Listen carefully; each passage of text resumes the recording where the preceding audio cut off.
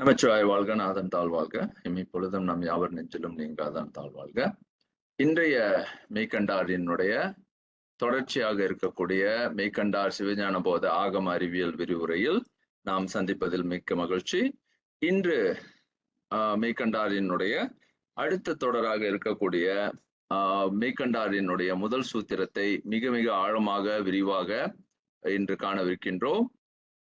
இது ஒரு மீள்பார்வை என்ற அடிப்படையில் தான் இந்த பாடம் இன்றைக்கு அமையவிருக்கின்றது.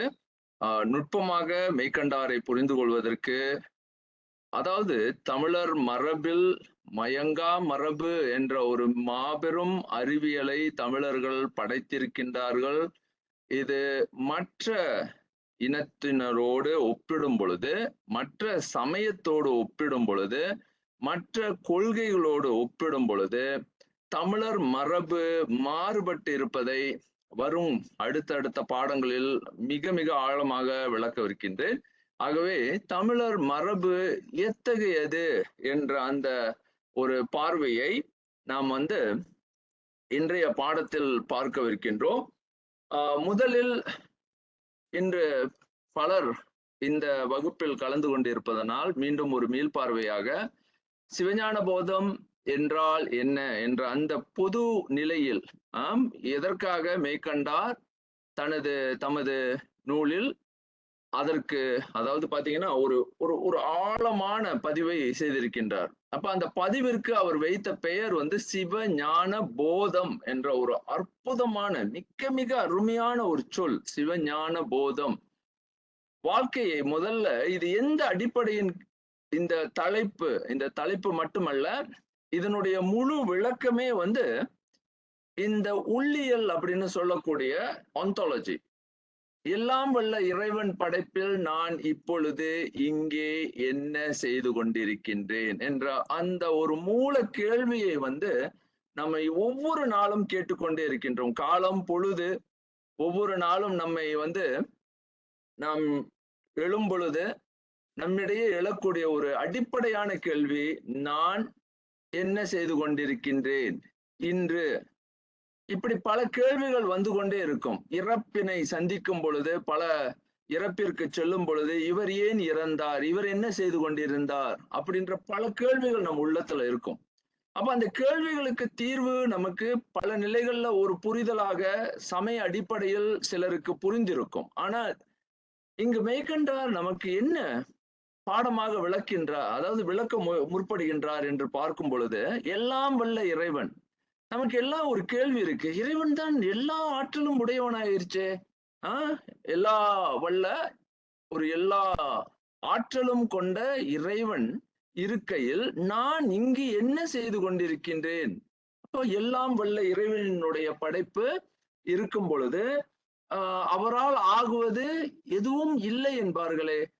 அப்படி இருக்கையில் நான் இப்பொழுது என்ன செய்தால், என்னுடைய கேள்வி நான் என்ன செய்ய வேண்டும்? அப்படிப்பட்ட இறைவனுடைய படைப்பாக இருக்கக்கூடிய இந்த உலகில் இந்த உடம்பை ஏற்று நான் என்ன செய்ய வேண்டும்? அப்ப எனது பணி என்ன, இந்த படைப்பின் நோக்கம் என்ன என்ற அந்த மூல கேள்வியை நாம் அறிந்தோ அறியாமலோ, நமக்கு புரிந்தோ புரியாமலோ இந்த கேள்வியை ஒவ்வொரு நாளும் கேட்டுக்கொண்டேதான் இருக்கும். ஆனா அதுக்கு நம்ம வெளிப்படையா கேட்கறது கிடையாது. இப்ப வெளிப்படையா கேட்கவில்லை என்றாலும் அந்த உணர்வு ஒவ்வொருவர் உள்ளத்திலையும், ஒவ்வொரு உயிரின் ஊடே இந்த கேள்வி, அதாவது இந்த கேள்வி ஒரு உணர்வாகவே பதிவாகி இருக்கின்றது. ஆகவே இதற்கு விடை பகரும் வகையில் தான் மெய்கண்டார் அந்த தாம் வகுத்த அந்த தாம் படைத்த அந்த ஒரு மிகப்பெரிய படைப்பாக இருக்கக்கூடிய சிவஞான போதத்திற்கு சிவஞான போதம் என்ற அந்த தலைப்பை வைத்திருக்கின்றார்.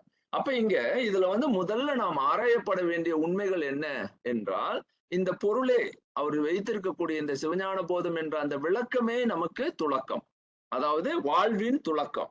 என்ன செய்தால் நான் இறைவன், அந்த எல்லாம் வல்ல இறைவனின் படைப்பில் எனது பங்கு என்ன?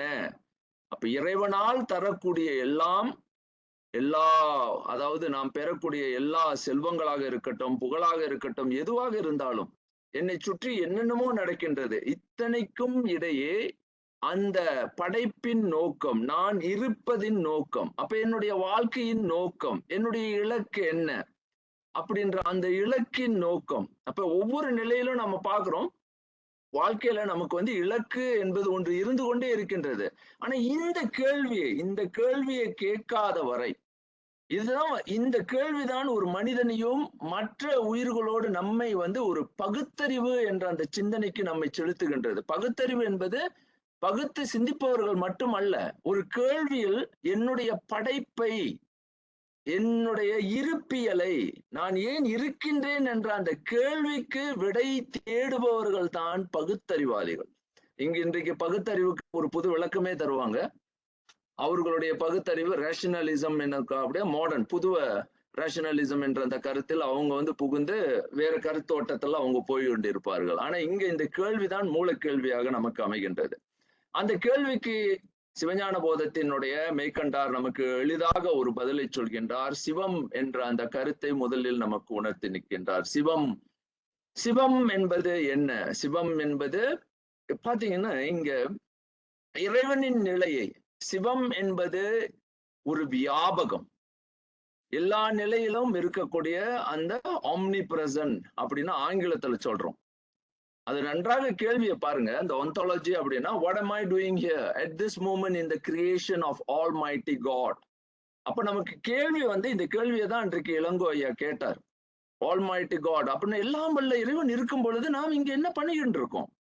எதற்காக இந்த பிறப்பு இருக்க வேண்டும் அப்படின்ற அந்த கேள்வி. இதுதான் அடுத்த பாடங்கள்ல வரக்கூடிய பாடங்கள்ல எல்லா சமயங்களையும் ஒப்பீடு செய்து மெய்கண்டார் நாம் பகரக்கூடிய நமது அதாவது மயங்கா மரபு, தமிழர் மரபு எப்படி வேறுபடுகின்றது என்பதனை நம்ம பார்க்க போறோம். எல்லாவற்றும் இது உலகத்தில் இருக்கக்கூடிய இன்றை வரை இருக்கக்கூடிய எல்லா மதத்தோடும் எல்லா சமயங்களோடும் எவ்வாறு நாம் வேறுபட்டு இருக்கின்றோம் அப்படின்ற ஒரு சிந்தனை, ஒரு உணர்வு நம் உள்ளத்துல உதிக்கும் பொழுதுதான் தமிழர்கள் வேறு என்ற அந்த சிந்தனை நம் உள்ளத்துல வேறுன்றோம். அதை அடுத்த வாரம் நான் செய்யவிருக்கின்றேன். அடுத்த வாரத்திலிருந்து அந்த தொடர் நமக்கு நடக்கும். அப்ப அன்றைக்கு தான் நமக்கு ஒரு பெரிய புரிதலே ஏற்படும். நாம் ஒரு மாறுபட்ட சிந்தனை உடையவர்கள், நம்மிடையே ஒரு மிகப்பெரிய புரட்சி இருக்கின்றது, தமிழர்களுக்கு என்று ஒரு மாறுபட்ட ஒரு அணுகுமுறை இருக்கின்றது, அவர்களுக்கு என்று ஒரு தனிப்பட்ட அதாவது அறிவியலே இருக்கின்றது என்ற அந்த ஒரு உணர்வு நம் உள்ளத்துல ஏற்படும். இது மிகப்பெரிய படைப்பு, இது மிகப்பெரிய கண்டுபிடிப்பு, இது ஒரு மிகப்பெரிய வாழ்க்கையினுடைய விளக்கம் துளக்கம் என்று பல நிலைகள்ல விளக்கலாம். அப்படிப்பட்ட ஒரு நிலையில் முதல் இந்த சிவஞான போதம் என்ன சொல்கின்றது என்பதனை பார்க்கும் பொழுது, சிவம் என்ற அந்த பரம்பொருளை வியாபகம் என்ற அந்த ஒரு ஆம்னி பிரசன்ட் அப்படின்ற ஒரு பொருளில் விளக்கக்கூடிய ஒரு சொல்லாக, சிவம் என்பது எல்லா நிலைகளிலும் பொருந்தி நிற்கும் வியாபகம் மட்டுமல்ல. இதை மெய்கண்டார் பிறகு மிக மிக நுட்பமாக இந்த சிவத்தை விளக்குவார். வியாபகத்தினுடைய ஒரு பொருளாக, ஒரு நிலையாக, எங்கு நீ நினைத்தாலும் பார்த்தாலும் தொட்டாலும் அப்ப எங்கும் பறந்து இறையாக இருக்கின்ற, இறைந்து எல்லா இடங்களிலும் வியாபித்து நிற்கும் பரம்பொருளுக்கு பெயர் சிவம். எல்லா நிறைகளிலும் பொருந்தி நிற்பது சிவம். அப்போ எல்லாம் வல்ல இறைவன் எப்படி இருக்கின்றார் நம்மோடு அப்படின்னு கேட்டா, வியாபித்து மட்டுமல்ல, பொருந்தி அந்த முடிவான வெளியில் நாம் பார்க்கக்கூடிய இந்த பொருள் வெளி உலகத்தை நமக்கு கண்களில் அப்படியே பார்க்கக்கூடிய கண்களாக இருக்கின்றார். அப்ப என்ன இதனுடைய எளிமையாக விளக்கும் பொழுது இதை சிவஞான போதத்தில் அவ்வளவு அழகாக விளக்குவார். கண்கள் பார்க்கின்றது அப்படின்னு நான் சொல்றேன். ஏன் கண்கள் பார்க்கின்றது அப்படின்னு நான் சொல்லும் பொழுது அதுல என்ன ஒரு நுட்பம் இருக்குன்னா, உங்க கண்கள் பார்க்கிறதுக்கு அங்கே ஒளி தேவை, லைட். இப்ப நான் என்ன சொல்றேன், என் கண்ணு பாக்குது அப்படின்ற. ஆனா அந்த கண் பார்ப்பதற்கு நான் நினைக்கிறேன் நான் தான், என் கண்ணு தான் பாக்குது அப்படின்னு. ஆனா அந்த கண் பார்ப்பதற்கு பின்னே ஒளி என்ற அந்த வெளிப்பாடு இல்லாத வரை என் கண்களால் பார்க்க முடியாது. அந்த பார்வைதான் நமக்கு மிக மிக குறைவு. நம்ம எல்லாம் என்ன நினைக்கிறோம், நான் தான் பார்க்கிறேன், நான் தான் செய்கிறேன், நான் தான் எல்லாம் என்னுடைய என்னால் எல்லாம் நடக்கின்றது என்ற அந்த உணர்வு இப்போ இன்றைக்கு மிக அளவுல பெரிய அளவுல எல்லோரும் நினைக்கக்கூடிய ஒரு கருத்தாக, அதாவது நாத்திக கருத்தாக நம்மிடையே ஊடுருவி வருகின்றது. இதற்கு எளிய முறையில நம்ம புரிந்து கொண்டாலே போதும். என் கண் பார்ப்பது, அங்கே ஒளி இல்லைன்னா என்னால பார்க்க முடியாது. இருளை தான் நான் பார்ப்பேன். என்னால் ஒரு பக்கத்துல ஒரு இடம் கூட, ஒரு அடி கூட எடுத்து வைத்து நகர முடியாது. ஏன்னா என் கண்கள் முற்றிலும் என் கண் இழந்தவனாக, ஒரு குருடனாக என் வாழ்க்கைய போகும். ஆனா அது போல இல்லாமல் என் கண்களுக்கு கண்ணாக எனக்கு ஒளியை பாய்த்து, அந்த ஒளியை பாய்ச்சி அங்க என்னுடைய கண்கள் பார்ப்பதற்கான அந்த நிலையை தருவது சிவம். அப்ப அந்த கருத்தை தான் அழகாக நம்மளுடைய முன்னோர்கள் எல்லா நிலையிலும் நீ செய்யக்கூடிய ஒரு உயிராகிய நாம் செய்யக்கூடிய ஒரு காரணத்திற்கு பின்னே ஒரு நிமித்த காரணமாக அங்க இருக்கக்கூடிய ஒரு இன்ஸ்ட்ருமெண்டல் காஸ் அப்படின்னு சொல்லுவாங்க. அப்படி ஒரு காரணமாக இருக்கக்கூடியதுதான் சிவம் அப்படின்ற பொருள். அப்ப பாருங்க, அவர் என்ன சொல்றாருன்னா, சிவம் என்ற அந்த பரம்பொருள் இந்த சொல் இன்று நேற்று வந்த பொருள் அல்ல. இதனை மெய்கண்டார் மட்டுமல்ல, முதலில் தொல்காப்பியர் மெய்கண்டார் சிவம் எனும் அந்த அந்தரம் அப்படின்ற ஒரு அந்தரத்தில் அந்தரம், நீ பார்க்கக்கூடிய இந்த வெளிக்கே அந்தரமாக இருக்கக்கூடிய முடிவான வெளியில் ஒரு அந்த வெளியாக நம்மை தாங்கி நிற்பதுதான் சிவம் அப்படின்ற ஒரு அழகான கருத்தை இங்க மெய்ப்பித்து, இதற்கு மூலச்சொல், இந்த மூலச்சொல் தொல்காப்பியர் சிவம் எனும் நுட்பமான சொல்லை சிவனல், அங்க பாருங்க முதல்ல 3 சொல்லி இன்னுல அங்க பயன்படுத்துறார். இது ரொம்ப அருமையான சொல். இந்த சொல்லு சிவம் என்ற சொல் தொல்காப்பியத்தில் பல இடங்கள்ல, இங்க பாருங்க, ஒரு முறை சிவனாது என்று ஒன்று, சிவனி என்ற 15 முறை சிவனிய, இப்படி தொல்காப்பியர் சிவம் என்ற சொல்லையே பல்வேறு நிலைகள்ல பயன்படுத்துறார். அப்போ தொல்காப்பியத்துல முதல்ல இலக்கணம், பிறகு நம்ம பார்க்க போறோம். தொல்காப்பியம் இலக்கணம் வகுத்தாரா? தமிழ் இலக்கணம் மட்டும் வகுக்கவில்லை, அவர் மொழிக்கு இலக்கணம் வகுக்கவில்லை, வாழ்வியல் இலக்கணத்தை வகுத்தார். அதுவே நமது சமய வாழ்க்கையினுடைய இலக்கணம். அழகாக முடித்து விடலாம். அப்போ அவர் இதை பயன்படுத்துறார் அப்படின்னா, சிவம் என்ற சொல்லை எப்படி தொல்காப்பியர் உள்வாங்கி நின்றார் என்ற அந்த கருத்தை முதல்ல புரிந்து கொள்ளணும். தொல்காப்பியர் சிவத்தை உள்ளாக உணர்ந்ததுனாலதான் சிவனும் என்ற அந்த சொல்லை பல்வேறு நிலைகள்ல பயன்படுத்தி கொண்டே வருகின்றார். அங்க வியாபகம் என்ற பொருள், பொருந்தும் என்ற சொல்லாக, அப்போ அந்த சிவனும் என்ற அந்த சொல்லை அவ்வளவு அழகாக கடவுள் என்ற அந்த பொருள் நிலையில் புரிந்து அந்த சொல்லை பயன்படுத்துகின்றார். பிறகு அதனுடைய விளக்கத்தை பார்க்க இருக்கின்றோம். ஆகவே இங்க பாத்தீங்கன்னா, சிவம் என்பது வியாபகம், ஆம்னி பிரசன்ட் அப்படின்னு ஆங்கிலத்துல சொல்றோம். அதே மாதிரி அது ஒன்றுதல், ஒன்னஸ் அப்படின்ற அந்த கருத்தையும் பார்க்கிறோம். பொருந்தும் அப்படின்ற, அதாவது ஹார்மோனைஸ் அப்படின்னும், அப்படியே அது அல்டிமேட் ஸ்பேஸ் அப்படின்ற அந்த கருத்து. இதெல்லாம் இன்றைக்கு இருக்கக்கூடிய அறிவியலோடு பின்பு ஒப்பிடும் பொழுதுதான் நமக்கு தெரியும் தமிழர்கள் எவ்வளவு நுட்பமாக இப்பேற்பட்ட கருத்துக்களை எடுத்து சென்றிருக்கின்றனர், வாழ்க்கையில், நம்மளுடைய வாழ்க்கையில் நமக்கு தந்திருக்கின்றனர் என்று. அப்ப தம் சார்பின் பிறப்பொடு சிவனி, ஒத்த காட்சியின் தம் இயல்பு எழும் அப்படின்ற ஒரு காட்சியை தராரு பாருங்க.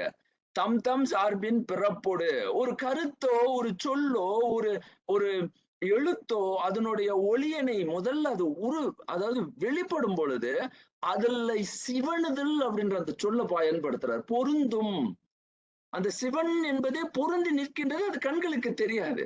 இப்ப நான் சொல்றேன், என் கண்ணுல பார்க்கிறேன் அப்படின்னும் பொழுது என் கண்ணோடு எது சிவனி நிற்கின்றது, சேர்ந்து நிற்பது என்ன? ஒளி. அதுதான் நிமித்த காரணம். அது என் கண்ணுக்கு தெரியாது. ஆனா அது நிற்காவிட்டால் என் கண் பார்க்க முடியாது என்ற அந்த கருத்து தான் நமக்கு நம்ம உள்ளத்துல அது உதிக்கிறது கிடையாது. சிவம் வியாபகம், சிவம் என்பது என்னோடு இருப்பது, என்றென்றும் அந்த கண்களோடு தான் நான் பார்க்கின்றேன், அந்த ஒளியின் காரணமாக என் கண் பார்க்கின்றது என்ற அந்த கருத்து மிக மிக ஆழம் பாருங்க. அதைத்தான் இவர் சொல்றார், ஒத்த காட்சி. நீ ஒரு பொருளை பார்க்கும் பொழுது அதோடு ஒத்து நிற்கின்றாய். அது அந்த மாதிரி ஒத்து நிற்பதற்கு, அதனோடு பொருந்தி நிற்பதற்கு, அந்த பொருந்துதலுக்கு அங்கே சிவன் என்ற அந்த கருத்து, சிவம் என்ற அந்த கருத்து இருக்க வேண்டும் அப்படின்னு, தம் இயல்பு எழும் அப்படின்னு. உன்னுடைய இயல்பு, நீ யார், உன்னுடைய நிலை என்ன, அப்படின்ற பல்வேறு நிலைகள்ல நம்மளுடைய இயல்பை நாமே புரிந்து கொள்வதற்கு அங்கே நமக்கு இறை நிலையில் ஒத்த காட்சி வேண்டும் என்ற அந்த கருத்தை இங்கு சொல்றாரு. இது கொஞ்சம் ஆழமா இருக்கும். இந்த பகுதி கொஞ்சம் ஆழமா உங்களுக்கு பட்டா பிறகு இதை பற்றி மேலும் நம்ம பார்க்கவிருக்கிறோம். இப்படி பல நிலைகள்ல நமது திருவாசகம் சித்தமலம் அறிவித்து சிவமாக்கி, அதாவது என்னை பரநிலையில் கிடத்தி அப்படின்ற பல நிலைகள்ல நமக்கு இந்த வார்த்தையை பயன்படுத்துகின்றார்கள். அது போல நம்மளுடைய சங்க மரபுல இது அப்படியே இந்த இந்த சிந்தனை வந்து ஊடுருவி கிடக்கின்றது. அது போல இப்ப நம்ம ஆங்கிலத்திலையும் பார்த்துட்டோம். இப்போ இதுதான் சிவம் என்ற அந்த கருத்தை முதல்ல முன்வைத்து, அது ஏன் ஞானம் அப்படின்ற ஒரு சொல்றாரு பாருங்க. இதெல்லாம் இன்றைக்கு என்னமோ சிவம் என்பது புதுச்சொல் போல நம்ம பார்த்துக்கிட்டு இருக்கோம். சிவம் என்பது ஏதோ ஒரு புது நிலையில என்னமோ அறிமுகப்படுத்துற மாதிரி நம்மளுடைய உணர்வு இருக்கு. அது அல்ல. பண்டை காலம் தொட்டே நாம் சிவ மரபை சார்ந்தவர்கள் அப்படின்ற அந்த கருத்தை முதல்ல புரிந்து கொள்ளணும். அடுத்தது இங்க ஞானம் அப்ப இங்க சிவனுக்கு வந்து 2 பொருள் வெளிப்படுது. இத 2 சொல்ல நீங்க நன்றாக புரிந்து கொள்ளணும்.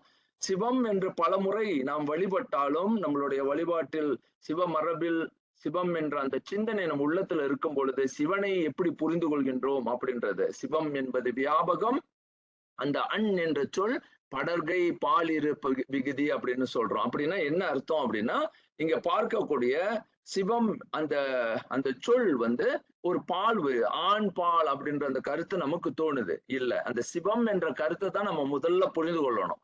படர்கை பாலீரு வந்தா அன் என்ற அந்த சொல் இறைவனை குறிக்கும். the word derive அந்த இடத்துல பாத்தீங்கன்னா வியாபகத்தை குறிக்கும். omni present அப்படின்ற கருத்து நமக்கு வருது. இது வந்து அன் என்பது கிராமட்டிக்கல் சஃபிக்ஸ். அப்போ யூஸ்ட் இன் தேர்ட் பர்சன் படர்கை இருக்கின்றது அப்படின்ற ஒரு கருத்தை பாக்குறோம். அதுவும் ஜெண்டமாக்க அப்படின்ற ஒரு கருத்து பாலீரு இருக்கு அதுல அப்படின்ற ஒரு கருத்தையும் இங்கு நாம் புரிந்து கொள்கின்றோம். இறைவனை அதனாலதான் வந்து ஆண் அப்படின்ற அந்த கருத்தை சிவன் என்ற கருத்தை நாம் அங்கு அர்த்தநாரியாக தான் பார்க்கிறோம். அது தமிழ் மரபு பாத்தீங்கன்னா எல்லா கருத்தையும் உடைக்கும். கருத்தை உடைக்கும். ஒரு மனிதனுடைய சிந்தனையை எப்படி செலுத்தப்பட வேண்டும் அப்படின்றத நம்ம பார்க்கிறோம்.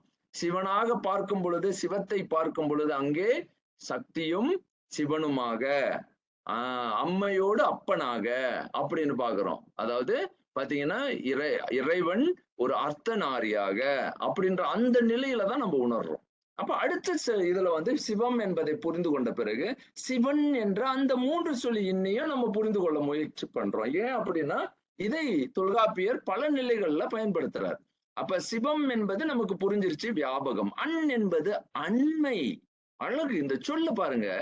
அன் என்பது அண்மை, பொருந்து அப்படின்ற அந்த 3 சொல்லின்மை அண்மையில தான் வந்தாங்க, அண்மையில இருக்கின்றார்தோ அன் என்ற அந்த அந்நியம் செய்தல் அண்மை என்ற அந்த பொருள் எல்லாமே தமிழினுடைய அழகு பாருங்க. அப்ப இறைவன் அந்த சிவம் வியாபகம் என்ன செய்யுதுன்னா என்னை அணுகுகின்றது, என்னோடு அண்மை பொருந்துகின்றது, என்னோடு நிற்கின்றது. அன்னித்து நித்தல், சிவனாக அன்னித்து நிற்கின்றான் இறைவன் அப்படின்ற அந்த வார்த்தை பாருங்க எவ்வளவு அழகு. அதாவது இறைவனை பார்க்கும் பொழுது refer to the presence or abiding nature of the divine. இறைவன் என்னோடு இருந்து கொண்டே இருக்கின்றான், என்னோடு நான் அப்ப கலந்து வேறு இல்லாமல் நிற்கின்றான் அப்படின்ற அந்த கருத்து வருதுங்க. அங்க பாருங்க டிவைன் இமனன்ஸ் அப்படின்ற எல்லா நிலைகளிலும் என்னோடு இருக்கின்றான். அப்போ அந்த கருத்தை வந்து நம்ம உள்வாங்குற அந்த இயல்பு பாருங்க. சிவம் என்ற அந்த சொல்லே என்னுடைய உணர்வுல இறைவனோடு இருக்கின்றேன்ற அந்த கருத்தை தான் நம்ம உள்ளத்துல ஆழமாக பதிவிக்கின்றது. அப்போ சிவத்தை நன்றாக உள்வாங்கும் பொழுது பாருங்க, அது 2 சுழியாக இருக்கட்டும் 3 சுழியாக இருக்கட்டும் சிவனை எவ்வளவு அழகாக நம்ம வந்து உள்வாங்குறோம் தமிழ் மொழியில. அடுத்தது சிவம் என்பதோடு ஞானம் என்ற அந்த சொல்.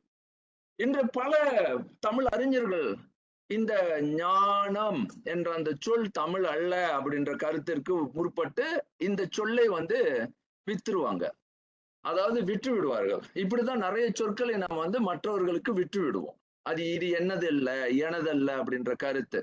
ஆனா இந்த கருத்தை வந்து எளிதா முதல்ல நம்ம வந்து என்னைக்குமே வேர்ச்சொல் ஆய்வுகள் செய்யாம, வேர்ச்சொல் ஆய்வுகள் செய்யறதுலயும் ஒரு குறிப்பு இருக்கு. இதை பற்றி நான் இவ்வளவு ஆழமா இன்றைக்கு சொல்லல. வேர்ச்சொல் செய்பவர்கள் கூட நிறைய தவறுகள் செய்கின்றார்கள். அவங்க சொல்ற வேர்ச்சொல் ஆய்வுகள் எந்த ஆந்தாலஜி அப்படின்ற உள்ளியலின் அடிப்படையில் இயங்குகின்றது அப்படின்ற அடிப்படைய அவங்க வந்து மூலத்துல அது வந்து முன்வைக்காம அவங்க எடுத்த எடுப்புல இது தமிழ் அல்ல, இது தமிழ் அல்ல, எதை கேட்டாலும் இது தமிழ் அல்ல அப்படின்னு சொற்களை விட்டு விடுவார்கள். அது போல இல்லாமல் ஞானம் என்பது தமிழினுடைய ஒரு அழகான சொல். ஒவ்வொரு நேரமும் வந்து நம்ம புரிந்து கொள்ள வேண்டியது. இது வந்து தொல்காப்பியத்திலே இந்த சொல் பயன்படுத்தப்படுகிறது. ஞாங்கர் அப்படின்ற அந்த சொல் முன்பே துளங்கிய அல்லது தெளிவாக்கப்பட்ட நிலை அப்படின்னு சொல்றாரு. ஞா அப்படின்ற அந்த சொல்லே ஞாழ் என்ற அந்த அழகான தமிழ் சொல்லில் இருந்து அதிலிருந்துதான் ஞாழ் என்பது என்றொன்றும் அங்கு வெளிப்பட்டு நிற்கக்கூடிய காலத்தையும் ஞாழ் என்று சொல்லுவோம். ஞாழ் என்பது ஒளி என்ற சொல்லாக இன்றைக்கு மலாய் மொழியில் ஞாலா மஞ்ஞாலா என்ற அந்த சொல்லாகவும் இன்றைக்கு புழக்கத்தில் இருப்பதை நாம் பார்க்கிறோம். ஒரு வேற்றுமொழி சொல்ல நம்ம கொடுத்த சொல் வந்து ஒரு வேற்றுமொழியில கூட அதனுடைய நிலையை வந்து மெய்ப்பிக்குது. ஆனா நாம தான் அந்த சொல்லை இழந்துட்டு நிக்கிறோம். இப்ப ஞாலம் அப்படின்ற அந்த சொல், ஞாலம் என்பது உலகு, வெளி, ஒளி என்ற பல்வேறு நிலைகள்ல நாம வந்து அந்த ஞால் என்ற அந்த ஒளியை பார்க்கின்றோம். அப்ப ஞானம் என்பது ஒளியின் இடம், நியாயம் என்ற அந்த சொல்லும் தமிழ். இன்றைக்கு அதுவும் தமிழ் அல்ல அப்படின்னு பேசுவாங்க. ஞா என்பது ஒளி, ஞால் என்பது ஒளி. அப்ப இயம் என்பது இடம், தமிழ். இரண்டுமே தமிழ். அப்ப இரண்டுமே தமிழ். ஒளி மிளிரும் இடம், உண்மை மிளிரும் இடம். அதனாலதான் அது நியாயம் என்றது சொல்றோம். அங்க ஒளி இருக்குப்பா, உண்மை இருக்குப்பா அப்படின்னு சொல்றோம். அதான் நியாயம் என்ற அந்த சொல். இப்படி இருக்கும் பொழுது ஞால் என்ற அந்த கருத்துல ஞானம் என்ற அந்த கருத்தை தமிழர்கள் எப்படி பார்க்கின்றோம் அப்படின்னும் பொழுது அங்கே ஒளி இறைவன் நமக்கு எல்லா நிலைகளிலும் வியாபித்திருந்தாலும் நம்முடைய அறிவை ஒளியாக எப்படி கண்களுக்கு ஒளி பொருந்த எனது கண்கள் பார்ப்பதை போல எனக்கு அறிவு துளங்குவது போல அந்த ஞானம் என்பது ஒளியாக என் உள்ளத்தில் பதிவிக்கப்பட்டு என்னுடைய அறிவில் அது துளங்க பெற்று அந்த உயிர் என்ன செய்யுதுன்னா உண்மையை காண்கின்றது, பார்ப்பது. அப்படியே கண்கள்ல ஆஹா தெரியுது. இது வரைக்கும் பார்க்காத, இரவுல நம்ம பார்க்க முடியாத, இருளில் கண்கள் தெரியாத உண்மைகளை என் கண்கள், அதாவது ஒரு விளக்கு வர அந்த விளக்கின் வழி நான் அந்த ஒளியின் வழி என் கண்கள் பார்க்கும் பொழுது நான் இதை பார்த்தேன், இது எனக்கு இருக்கின்றது, இது உண்மை, இது பொய் என்ற அந்த பல்வேறு நிலைகள்ல என்னுடைய உணர்வு, என்னுடைய அறிவு, அதாவது அழகாக கூறுதல் பெறுதல், பரிமாணம் பெறுறதை தான் நம்ம வந்து அந்த ஞானம் அப்படின்ற அந்த வார்த்தையை பயன்படுத்துறோம் பாருங்க. அப்ப சிவம் என்ற அந்த வியாபகத்தை ஞானமாக பார்க்கக்கூடிய அறிவாக தமிழர்கள் கண்டு, அடுத்தது போதம். அப்போ இங்க பாருங்க, இது எல்லாத்தையும் சுருக்கி எப்படி அழகா கொண்டு வந்து முடிக்கிறாரு. போது, கை போது மலர் தூவி. போது அப்படின்னா மலர் அப்படின்ற சொல்லு. கை போது மலர் தூவி காதலித்து வானோர்கள்.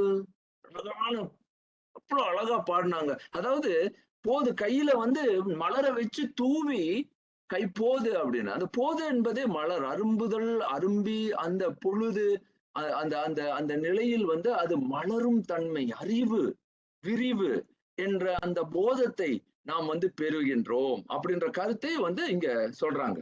அதாவது போதம் என்பது அறிவு, போதம் என்பது என்னுடைய உள்ளத்தில் ஏற்படக்கூடிய விரிவு அப்படின்ற அந்த நிலை. அங்க பாத்தீங்கன்னா அது வந்து மலரும் இயல்பு உடையது, வளரும் இயல்பு உடையது, அறிவு ஏற்றுவது, அறிவில் தெளிவை உருவாக்குவது என்ற அந்த போதத்தை, அதுதான் கல்வி. இன்னைக்கு வந்து அதை என்ன சொல்றோம், போதம் என்பது எடுகேஷன் அப்படின்னு நம்ம சொல்றோம்ல.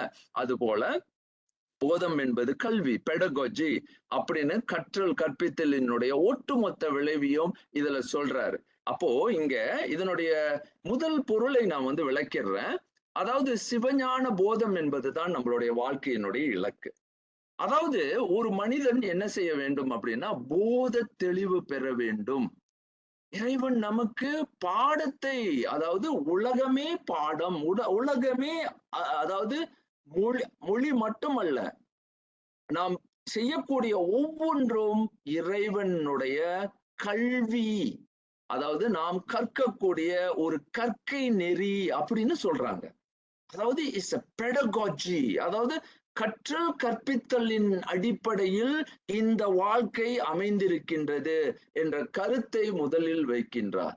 அப்படின்னா நம்மளுடைய தேடல் என்ன அப்படின்னா கல்விதான், படிப்பதுதான், புரிந்து கொள்வது, உலகத்தை அறிவில் தெளிவாக, உணர்வில் உணர்வு உணர்வில் அதாவது முதிர்ச்சியை பெறுவது, அறிவில் கூறுதல் பெறுதல் அப்படின்ற அந்த அடிப்படையில் இந்த சிவஞான போதம் அமைகின்றது. ஆகவே the life is a pedagogical wisdom அப்படின்ற ஒரு கருத்தை அவ்வளவு நுட்பமாக சிவஞான போதம் நமக்கு சொல்கின்றது. இந்த வார்த்தையை நல்லா உள்வாங்கிக் கொள்ளுங்க. இந்த கருத்தை வைத்துதான் நம்மளுடைய ஒட்டுமொத்த சமய நெறியாக இருக்கட்டும், வாழ்வியல் முறையாக இருக்கட்டும், இந்த போதம் என்ற கருத்தில் தான் நம்மளுடைய வாழ்க்கையின் இலக்கே அமைகின்றது. எதற்காக நான் படிக்க வேண்டும், எதற்காக இன்னைக்கு பல காரணங்கள் சொல்லுவோம். என்னுடைய வாழ்க்கையில நான் முன்னேறணும். அந்த முன்னேற்றம் என்ற அந்த கருத்துக்கு பின்னே ஊடுருவி நிற்கக்கூடிய, அங்கே இருக்கக்கூடிய அந்த ஒரு மூலப்பொருளாக கருவாக இருப்பது அந்த போதம் தான், அந்த பெடகோஜி தான். அந்த பெடகோஜி தான் அங்க மூலத்தையே வைக்கிறாரு. அப்போ வாழ்க்கையில நீ கத்துக்க வேண்டியது பெடகோஜி தான். வாழ்க்கையை புரிந்து கொள்வதற்கு அங்க அந்த அந்த அடிப்படையே போதத்தை தெரிந்து கொள். உனக்கு போதம் நடந்து கொண்டே இருக்கின்றது, அதற்காகத்தான் இந்த பூமியில் இருக்கின்றாய், அதனை தெரிந்து கொள் அப்படின்ற அந்த கருத்தை தான் நுட்பமாக நம்மளுடைய வாழ்க்கையினுடைய இலக்காக அழகாக மெய்கண்டார் விளக்குகின்றார். இந்த அடிப்படையில் இதுவரை முதல் சூத்திரத்தை நாம் பார்த்தோம். இந்த முதல் சூத்திரத்தை நாம் இன்று மேலும் விரிக்க விரிக்க ஒரு சூத்திரத்தில் ஒரு மனிதரால், அதுதான் என்னுடைய வியப்பும், இன்று வரைக்கும் என்னால் புரிந்து கொள்ள முடியாத அளவுக்கு ஒரு மனிதரால் ஒரு சூத்திரத்திலேயே நான் 25 பகுதியாக இங்க பிரித்திருக்கேன். இந்த 25 நான் முடிக்கும் பொழுது நீங்க பாருங்க, உலகத்துல உள்ள அத்தனை அறிவியலையும் உலகத்தினுடைய வாழ்வியல் நுணுக்கங்களையும் ஒரு சூத்திரத்துல இவ்வளவு ஒரு சின்ன அவன் அவள் அது எனும் அவை வினமையின் தோற்றிய திதியே ஒடுங்கி மலத்துளதாம் அந்த மாதிரி என்பனார் புலவர். இவ்வளவு சுருக்கமான ஒரு உண்மையில எப்படி இப்படி இத்தகைய ஒரு மாபெரும் அறிவியலை வைத்தார் அப்படின்றது பல பேருக்கு ஒரு கேள்வியாக இருக்கும். எப்படி இதுக்கு பேர் தான் சூத்திரம். அதான் விட்டகல் வென்றி விரிவொடு பொருந்தி சுட்டிய சூத்திரம் முடித்தற் பொருட்டா ஏது நடையினும் எடுத்துக்காட்டினும் மெய்வாங்கமைந்த மெய் நெறித்ததுவே அப்படின்னு அப்படியே தொல்காப்பியத்தினுடைய அந்த அதுக்குள்ள இலக்கணத்தை அப்படியே மெய்கண்டார் உள்வாங்கி மெய்கண்டார் அப்படியே அதுக்கு பேரு ஏன் அவருக்கு மெய்யை கண்டவர் அப்படின்னு சொல்றாங்கன்னா, அந்த மாதிரி சுட்டிய சூத்திரம் முடித்தற்படுவார் அப்படின்னு ஏது நடையிலும் எடுத்துக்காட்டிலும் மெய்வாங்க அமைத்த மெய்யை அப்படியே உண்மையை நெறித்து காட்டிடுவார், அப்படியே செஞ்சு காட்டிடுவார். இந்த மாதிரி அதாவது எக்ஸியாம்னு ஆங்கிலத்துல இன்னைக்கு சொல்றாங்க, இன்னைக்கு இருக்கக்கூடிய மேத்தமேட்டிக்கல் இந்த மாதிரி பல கணித நுட்பங்களை எல்லாம் உள்வாங்கி அவ்வளவு அழகாக உள்ளடக்கக்கூடிய ஒரு சாரமாக அமைவதுதான் மெய்கண்டாரினுடைய முதல் சூத்திரம். இந்த சூத்திரத்தினுடைய அடிப்படையில முதல்ல மெய்கண்டாரை பற்றிய ஒரு தெளிவு நமக்கு வேண்டும். அதாவது மெய்கண்டாரை பற்றிய பல்வேறு நிலைகள்ல அவருடைய நிலைப்பாட்டை குலைக்கும் வகையில் பல்வேறு நிலைகள்ல பலர் மெய்கண்டார் பற்றி பேசியிருக்கின்றார்கள். அதை பற்றி பின்பு பார்ப்போம். ஆனா அவர் என்ன செய்கின்றார் அப்படின்னா, அவருடைய மெத்தட் ஆஃப் இன்வெஸ்டிகேஷன் அப்படின்னு சொல்லக்கூடிய பிரமாண ஆய்வியல் முறை முற்றிலும் உலகத்தை வைத்துதான் நடக்கின்றது அப்படின்ற அந்த தெளிவான கருத்துல நம்ம தெளிவு இருந்தால்தான் அடுத்தது மெய்கண்டாரினுடைய ஆய்வு முறையாக நடந்தேறும். இதுல பலர் இல்ல இதுக்கு நமக்கு பல நூல்கள் தேவை அப்படின்னு நூல்களை கடந்து மெய்கண்டார் உலகையே முதலாக வைத்தார் என்பதற்கு அவருடைய இந்த இதுல பாத்தீங்கன்னா இங்க எங்கேயாவது நூலை பத்தி பேசியிருக்காரா? இல்ல, உலகத்தை தான் பேசுறாரு. அவன்னு சொல்றாரு, அவள்னு சொல்றாரு, அதுன்னு சொல்றாரு, அவை எனும் அவை அப்படின்னு சொல்றாரு. அவன் அவள் அது எனும் அவை உலகத்தை பார் அப்படின்னு அவ்வளவுதான் உலகத்துக்கு கொண்டு போயிட்டாரு. எங்கேயுமே பாத்தீங்கன்னா இந்த நூலை படி இந்த நூலை படி இந்த நூலை படி அறிவு வளரும் அப்படின்னு சொல்லவே இல்லை. அங்க என்ன சொல்றாரு, உண்மையை பார்ப்பதற்கு நீ செய்ய வேண்டியது உலகத்திற்கு போ, உலகத்தையே நூலாக மாற்று. அதுதான் நம்மளுடைய மரபு. தமிழர் மரபே நூல் அடிமை பேச்சு நுழைவிலாதார் திரிக அடிச்சிருவாங்க. அப்படியே காரைக்கால் அம்மையார் ஒரு நல்ல நெத்தி அடி தமிழர்களுக்கு கொடுக்கிற நல்ல ஒரு திருக்குறளும் பல நிலைகள்ல இதை சொல்லிருச்சு. எப்பொருள் யார் யார் வாய் கேட்பினோ. நீங்க என்ன எத்தனை புக்குப்பா படிக்கிற அப்படின்னு. நீ எத்தனை புக்கு படிச்சிட்டு இருக்க? இல்ல இவர் சொன்னார், இந்த குரு சொன்னார், அவர் சொன்னார், இவர் சொன்னார், அதனால நான் அது கேள்வி கேட்க முடியாது. எப்படி அது? இது எல்லாத்தையும் தகர்த்தெறியும் மரபுதான் மயங்கா தமிழர் மரபு. அந்த மரபுக்கு ஒரு ஒரு எழுச்சி இருக்கு தெரியுங்களா? ஒரு புரட்சி இருக்கு. அறிவிலேயே புரட்சி பண்ற ஒரே ஒரு மரபு தமிழர் மரபு. யாருக்கும் அடங்காது. அது சொல்லுவாங்க சில பேர் அந்த அந்த பிடாரின்னுவாங்க. அடங்கா நிலை. அது ஏன் அப்படின்னா அவங்க வந்து ஒரு ஒரு ஒரு விதமான அந்த உண்மையை வந்து அப்படி நேசிப்பார்கள். உண்மையை நேசிக்கும் ஒரு மரபு. இறைவனை அப்படின்னா இறைவனை எவ்வாறு நம்ம பார்க்கிறோம் பாருங்க. இறைவனை நேசிப்பது, உண்மையை நேசிப்பது என்பது இறைவனை நேசிப்பது. இறைவனை நான் உள்ளார்ந்த முறையில் உணர்கின்றேன். அதனாலதான் பக்தி மரபு புரட்சி மரபு. தமிழர்கள்ட்ட ஒரு பெரிய புரட்சியை ஏற்படுத்தினது. ஏன்னா அந்த பக்தி வந்து சாதாரண இது இல்ல. இன்றைக்கு இவர் சொல்லியதுனால, இந்த நூல்னால எனக்கு வந்து பக்தி வந்தது அந்த மாதிரிலாம் இல்ல. பக்தி என்பது உள்ளே இறைவன் தற்பரமாக இருந்து நம் உள்ளத்தையே இயக்க இறைவனின் அந்த அந்த வியாபகத்தை, சிவத்தை முழு சிவமாக உணர்தல். அதை ஞானமாக அதாவது புணர்தல். அந்த அந்த உணரலும் புணரலும் நடக்க அவன் வந்து ஒரு தற்பரத்தை பார்க்கிறான். உள்ள இறைவன் இருக்கின்றார் அப்படின்னு. அப்போ அதுதான் மெய்ப்பொருள் காண்பது அப்படின்னு சொன்னாரு. யாரு? திருவள்ளுவர். அப்ப நீ பார்க்க முடியும். உள்ளுக்கு இறைவன் இருக்கும்போது நீ எங்க போய் தேடுற உண்மையை அப்படின்னு கேட்கிறாரு திருவள்ளுவர். ஐயா நீ எங்க போற? எப்பொருள் எத்தன்மையதாயினும் அந்த பொருள் என்ன மாதிரி வேணாலும் இருக்கட்டும்பா. அது என்ன இயல்புல இருந்தாலும் இருக்கட்டும். அது நீ சயின்டிபிக் இன்வெஸ்டிகேஷன்ல எக்ஸ்பெரிமெண்டல் டூல்ஸ் இதை எக்ஸ்ஆர்டி பாய்க்கிறியா, ஃபெஸ்எம் பாய்க்கிறியா, இல்ல என்ன மாதிரியான இன்ஸ்ட்ருமெண்ட்ஸ் உன் கண்களுக்கு கடக்கூடிய எந்த கருவிகளை பயன்படுத்தி வேணாலும் புரிந்து கொள். ஆனா அவர் கேட்கிற மெய்ப்பொருள் காண்பது அறிவு. உங்ககிட்ட தான்ப்பா மெய்ப்பொருள் இருக்கு, நீ தான் காண முடியும். அப்போ உங்ககிட்ட காண முடியும்னா எங்க இருக்கு? உள்ளே இறைவன் தத்பரமாக இருக்கின்றார். இதுதான் வந்து தமிழ் மரபு எல்லா நிலைகள்லையும் இறைவனை உள்ளிருக்கும் இறைவனை விட்டு எங்கெங்கோ தேடுகின்றான் அப்படின்ற அந்த கருத்தை நாம் வந்து நன்றாக உள்வாங்க வேண்டும். அதுதான் அந்த அந்த நிலை. தேடுதல் வேண்டும். அந்த தேடுதல் இறைவனை நேசிக்கும் மரபாக. அப்ப இறைவனை பார்ப்பதென்றால் இறைவனாக அந்த இறை வடிவாக இறைவனினுடைய படைப்பாக இருக்கக்கூடிய உலகத்தை முதல் நூலாக மாற்ற வேண்டும். அதான் கருத்து. அப்ப ஆகம தோற்றணிகள் அறிவியல், பட்டறிவாய்வு, ஆகமிக் பெனமனாலஜிக்கல், சயின்டிபிக் எம்பிரிக்கல் அனாலிசிஸ், இதுல வந்து என்ன புரட்சி அப்படின்னா தமிழர்கள் தான் இந்த அறிவியல் புரட்சிக்கு வந்து முழுமையாக இடம் கொடுத்து போகின்றார்கள். இது திருக்குறள் மட்டும் இல்ல, தொல்காப்பியத்திலேயே ஆரம்பிச்சிருச்சு. நீங்க எங்க வந்து சயின்டிபிக் எம்பிரிக்கல் அனாலிசிஸ் சொல்லக்கூடிய அந்த ஆய்வியல் முறையை தடுக்காத நம்பிக்கையை வந்து தமிழர்கள் முற்றிலும் வந்து சார்ந்து நம்பி இதை நம்பி போ அப்படின்ற அந்த கருத்தை விட்டு அகன்று இதை உணர்ந்து செல் அப்படின்ற கருத்துக்கு வந்தாங்க. புரிந்து செல் அப்படின்ற கருத்துக்கு வந்தாங்க. அதனாலதான் சிவத்தை ஞானமாக பார்த்தாங்க. அது எல்லா இடத்துலயும் இருக்கு, அது என் கண்கள்ல இருக்கு, நான் பார்க்கின்றேன். அதான் மெய்ப்பொருள் காண்பது அப்படின்ற அந்த சொல்லுக்கு மீண்டும் மீண்டும் நம்மை கொண்டு செல்கின்றார்கள். அப்போ இதை பார்க்கும். அடுத்தது மெய்கண்டார் சிவஞான போதம் ஒரு முதல் நூல்.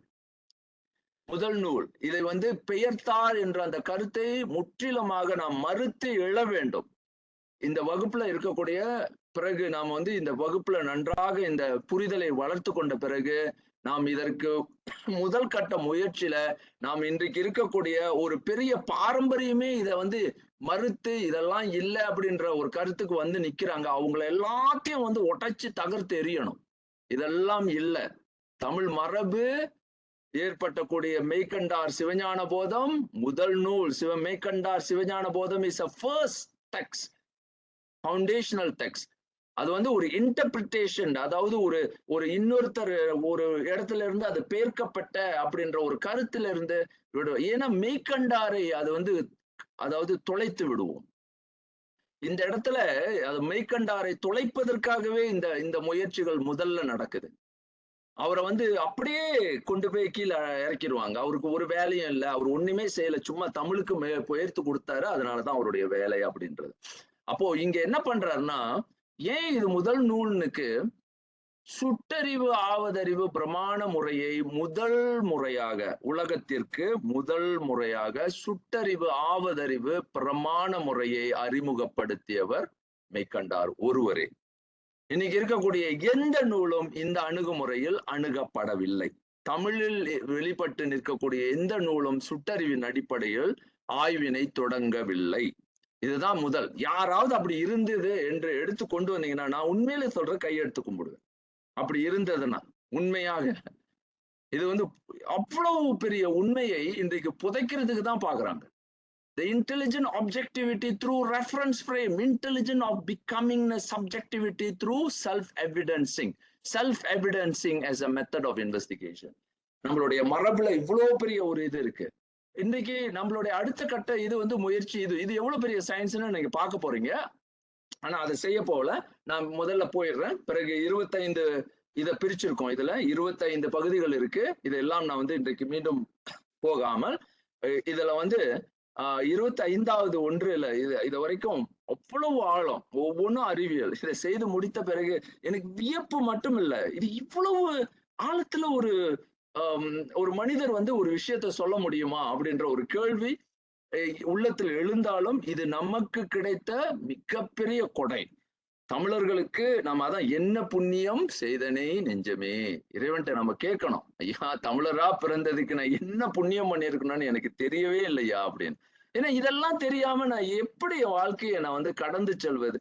பிறப்பிலேயே இறைவன் கொடுத்த ஒரு பெரும் படைப்பாக இப்படிப்பட்ட ஒரு அறிவு மரபை, அறிவு பண்பாட்டினை நமக்கு கொடுத்த பிறகு நாம் இதெல்லாம் பார்க்காம இன்னைக்கு எனக்கு தெரியுது வாழ்க்கையின் ஓட்டம் நம்மை பல்வேறு நிலைகள்ல இழுத்து வீழ்த்துது.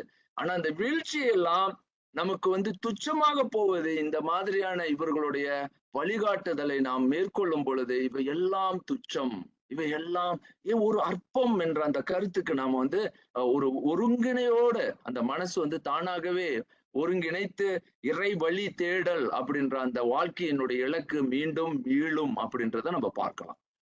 இதுல ஆகமம் அப்படின்ற ஒரு சொல்லை நான் மீண்டும் மீண்டும் வலியுறுத்தி சொல்லிக் கொண்டே இருக்கின்றேன். இது நீங்க பாத்தீங்கன்னா வடநாட்டிற்கும் நமக்கு தென்னாட்டிற்கும் இருக்கக்கூடிய ஒரு வேற்றுமையில் இது மிகப்பெரிய ஒரு அடிப்படை. ஆகமம் என்ற அந்த கருத்து மிக மிக நுட்பம். தமிழர் மரபு ஆகம மரபு அப்படின்ற அந்த கருத்தோடு இருந்தாலும் ஆகமத்தையும் வேதத்தையும் கடந்த மரபு என்பதையும் நாம் உள்வாங்க வேண்டும். அதுதான் முதல்ல ஆகுதல் என்ற அந்த சொல்லை முதல்ல நான் சொல்றேன். இந்த சொல் மிக அருமையான சொல். ஆகுதல் அப்படின்னா ஆகமம், ஆகமம் அப்படின்ற அந்த சொல் ஆ என்பது உயிர், ஆ என்பது உயிர், பசு. பசு என்பது நம்மை பொறுத்த வரைக்கும் இங்க பதி பசு பாசத்தை படிக்கிறோம். அது பசு, அதாவது ஆ என்பது உயிர், ஆகும், உயிர் ஆகும் அப்படின்றதுதான் இந்த உயிர் ஆ. அது முன்பே நான் விளக்கம் சொல்லிட்டேன். ஆவுக்கு ஒரு பெரிய மரபு இருக்கு. அதுதான் ஓங்காரத்தின் விளக்கமாக நான் விளக்கணும். அப்போ ஆ என்பது உயிர் ஆகுதல், சைக்கி பிகமிங்னஸ் அப்படின்ற ஒரு வார்த்தையை நான் உங்களுக்கு அறிமுகப்படுத்த. கமம் அப்படின்னா நிறைவு, என்டையர்லி ஃபுல்னஸ். பாருங்க, அந்த உயிர் எப்படி வருதுன்னா அது நிறைவை பெற வேண்டும். இன்றைக்கு நம்ம என்னமோ தேடிக்கிட்டே போறோம், எதை தேடுறோம், எங்க போயிட்டு இருக்கோம் அப்படின்னு நமக்கு தெரியல. நான் எதுவாக ஆக வேண்டும்? அப்ப பல்வேறு நிலைகள்ல உயிர்களை பார்க்கிறேன். அதாவது புல்லாய் பூடாகி புழுவாகி மரமாகி அப்படின்னு பல்விருகமாகி இப்படி பல்வேறு நிலைகள்ல வெவ்வேறு நிலைகள்ல வருகின்ற நான் என்று ஒரு கேள்வி கேட்கிறேன். நான் ஏன் ஒரு நத்தையாக பிறக்கவில்லை? நான் ஏன் ஒரு தவளையாக பிறக்கவில்லை? நான் ஏன் ஒரு மீனாக பிறக்கவில்லை? அப்படின்னு நான் ஏன் இந்த மரமாக பிறக்கவில்லை அப்படின்னா இங்க கேள்விக்கும் அதே பதில் அது வருகின்றது. ஏன்னா என்னுடைய ஆகுதல் எனக்கு உண்டு, கூர்வியல் எனக்கு உண்டு. அப்போ இந்த இவால்யூஷனரி கருத்து, அதாவது இன்னைக்கு நம்ம பார்க்கும் பொழுது இவால்யூஷனரி கருத்து யாரு சொன்னா அப்படின்னா டார்வின் அப்படின்னு. அப்ப நான் பின்னால இதை பற்றி விரிவா பேச போறேன். டார்வின் தான் முதல்ல இந்த கருத்துக்கு வித்திட்டார் அப்படின்ற கருத்தெல்லாம் நொறுக்கிட்டு நம்ம எவ்வளவு அழகா இதை பத்தி பேச போறோம் அப்படின்றத பாருங்க. அப்போ இங்க நம்ம பாக்குறோம் ஆகமியம், ஆகும், உலகு, இருப்பியல், உலகு. இது ரெண்டு சொல்லும் ரொம்ப நுட்பமான சொல். அப்ப இதை நன்றாக புரிந்து கொள்ளுங்க. அப்போ ஒட்டு மொத்தமா ஆகமம் என்பது என்ன அப்படின்னா, எதற்காக எனக்கு இந்த உயிர்ப்பு? அப்போ why do I have this world of beingness? நான் ஏன் இந்த பூவாகவோ, இந்த மீனாகவோ, இல்ல இந்த குரங்காகவோ இல்லாமல் நானாக இருக்கின்றேன். அந்த கேள்விக்கு இது அவ்வளவு அழகான தேடுதலை தமிழ் மரபு ஆகமம் என்று சொல்கின்றது. சைக்கி பிகமிங், அதாவது என்டையர்லி ஃபுல் அப்படின்றது, அதாவது சைக்கி ஃபுல்னஸ் அப்படின்ற ஒரு கான்செப்டை கொண்டு வருது. அதாவது உயிர் முழுமை தேடுவது, உயிரினுடைய முழு நிலை இயல்பை கண்டு அது முழுத்துவம், அதாவது தன்னுடைய முழு இயல்பிற்கு மீளுதல் அப்படின்ற கருத்தை ஆகமம் நமக்கு வலியுறுத்தி சொல்லுது. இதெல்லாம் நன்றாக உள்வாங்கிக்கிட்டீங்கன்னா தான் அடுத்தடுத்த பாடங்கள் உங்களுக்கு அழகாக புரியும். சரி, அடுத்தது என்ன அப்படின்றத பார்க்கும் பொழுது இங்க இங்க திருப்பியும் மீண்டும் திருக்குறளை ஒரு சின்ன அறிமுகப்படுத்துறேன். ஏன்னா நம்மளுடைய முன்னோர்களுடைய அந்த அந்த இயல்புகளை நம்ம தெரிந்து கொள்ளணும். இதெல்லாம் இருக்குன்னு சொல்லிட்டு போறது ஒரு முறை. ஆனா இதெல்லாம் எப்படி செய்யலாம், என் வாழ்க்கையில நான் பயன்படுத்திக் கொள்ளலாம் அப்படின்றது தான் இன்னொரு பெரிய சாதனை. அப்போ இங்க பாருங்க, ஆகம தோற்றணிகள் அறிவல் பட்டறிவாய்வு அப்படின்னது empirical analysis, scientific empirical analysis தான் என் வாழ்க்கையினுடைய அடிப்படை ஆய்வு முறையே அப்படின்னு சொல்லி தரதுக்கு திருக்குறளே போதுமானதுன்றத நான் எடுத்து ஒரு ஒரு இலக்கணமாவே காட்டுறேன். ஏன் அப்படின்னா இன்னைக்கு இருக்கிற the complete framework that Thirukkural provides for modern science. பாத்தீங்கன்னா ஒரு எத்தனை 2000 ஆண்டுகளுக்கு முன்பே நம்மளுடைய முன்னோர்கள் ஒரு அறிவியலுக்கு இலக்கணம் வகுத்திருக்காங்க. அப்படிப்பட்ட இலக்கணத்தை வகுக்கக்கூடிய மரபு நம்மிடையே இருந்திருக்கு. அதான் மீண்டும் நான் எனக்கு ஒரு உறுதிப்படுத்திக் கொள்றோம். பழமையினை பேசி பேசியே அதாவது அதாவது சுகம் காணாமல் அந்த பழமையிலேயே பேசி பேசி என்னுடைய முன்னோர்கள் ரொம்ப சிறப்பு சிறப்புன்னு சொல்றது. நான் என்ன செய்து கொண்டிருக்கின்றேன் தான் இங்க கேள்வி. இப்ப எனது பங்கு என்ன? அப்ப அடுத்ததை இதை எப்படி கடத்துவது, எனது அடுத்த நிலைக்கு நான் இதை எடுத்து எப்படி செல்கின்றேன் அப்படின்னு. முன்னோர் இதை செஞ்சுட்டாங்க, நான் என்ன செஞ்சு கொண்டிருக்கேன்? அங்க பக்தி மார்க்கத்துல பாத்தீங்கன்னா இறைவனுடைய பக்தி நிலையில முக்தி அடைந்தவர்கள் பலர். அப்ப நாயன்மார்கள் நமக்கு இறை நிலை அடைவதற்கு இந்த வாழ்க்கையினுடைய இலக்கை முடிவு கொண்டு வருகின்ற அந்த நிலையை நமக்கு விளக்கி அவர்கள் எல்லாம் அவர்களுடைய பணியை முடித்து விட்டு அவர்கள் சென்று விட்டார்கள். இப்ப நம்மளுடைய பணி என்ன என்பதை நாம தெளிவாக இங்க புரிந்து கொள்ளணும் பாருங்க. அப்ப இங்க பாருங்க, இந்த சயின்டிபிக் அட்ரிபியூட்ஸ் அப்படியே பிரிக்கிறாங்க. ஆப்ஜெக்டிவிட்டி, புறவயத்தன்மை, வெரிஃபயபிலிட்டி, மெய்ப்புத்திறன், எப்பொருள் யார் யார். இது 2 குறளும் என்னை ஒவ்வொரு நாளும் தாக்கி கொண்டே இருக்கும். எப்படி இப்படி ஒரு மரபுல இவ்வளவு freedom, the freedom of thinking completely அப்படியே பிடிச்சு வச்சிருக்கிறாங்க. எவ்வளவு அந்த அந்த வீரியம், அறிவு வீரியம்னு சொல்லுவோம். த விராலிட்டி ஆஃப் அபவுட் அந்த பிரெயின், அந்த மைண்ட், அந்த திங்கிங் பவர் அப்படின்னு சொல்றோம். Whatever the nature of an object, knowledge, the ability to perceive the true nature of that object, அதான் மெய்ப்பொருள் காண்பது. மீண்டும் மீண்டும் சொல்றோம் பாருங்க. ரிலையபிலிட்டி வரைக்கும் பாக்குறோம். ஏற்புடைமை, எப்படி நம்ம சார்ந்து இல்லாம ஒரு நடுநிலை வகுப்பது, சிஸ்டமேட்டிக் மேத்தமெட்டிக்கல் எக்ஸ்ப்ளோரேஷன், முறைமையியல் வரைக்கும் இருக்கு. ஓர்ந்து கண்ணோடாது இறை புரிந்து யார் மாட்டும் தேர்ந்து செய்வதே அக்து. பாருங்க, செய்வதே முறை அப்படின்னா அவ்வளவு அழகா சொல்றாரு. கண்ணோட அப்படின்னா இதுக்கு எங்கெங்க மேத்தமெட்டிக் இருக்கு அப்படின்னா, மேத்தமெட்டிக் பிறகு வரும். நீங்க பாத்தீங்கன்னா மிக மிக ஆழமாக அந்த சிஸ்டமேட்டிக்கான ஒரு முறையை அங்க சொல்றாரு. நான் பிறகு அதோட இன்னொரு பகுதியை நான் காட்டுறேன். எவ்வளவு அழகா இதை செய்யறாங்க. பிரிசிஷன், சரி நுட்பம், நுண்மான் நுழைப்புலம் இல்லா நெளிநலம் அப்படின்னு இப்படி பல நிலைகள்ல இலக்கணம் வகுத்த நமது திருவள்ளுவரை பார்க்கிறோம். அக்யூரசி, துல்லியம், இது ஒரு அருமை. எண்ணென்ப எழுத்தென்ப இவ்விரண்டும் கண்ணென்ப வாழும் உயிருக்கு. ஏன்னா எண்ணுதல் அப்படின்றது அக்யூரசி. அந்த அக்யூரசிய எண்ணுதலை முதல்ல சொல்றாரு. Everything must be measurable, measure பண்ணு அப்படின்ற. அதாவது ஒரு விஷயத்தை பாக்குறமே அது துல்லியமாக கண்ணோடு எண் கொண்டு பார்க்க முடியுமா அப்படின்னு. அதான் என்னுடைய மாணவர்களுக்கு நான் ஒரு பயிற்சி கொடுப்பேன்.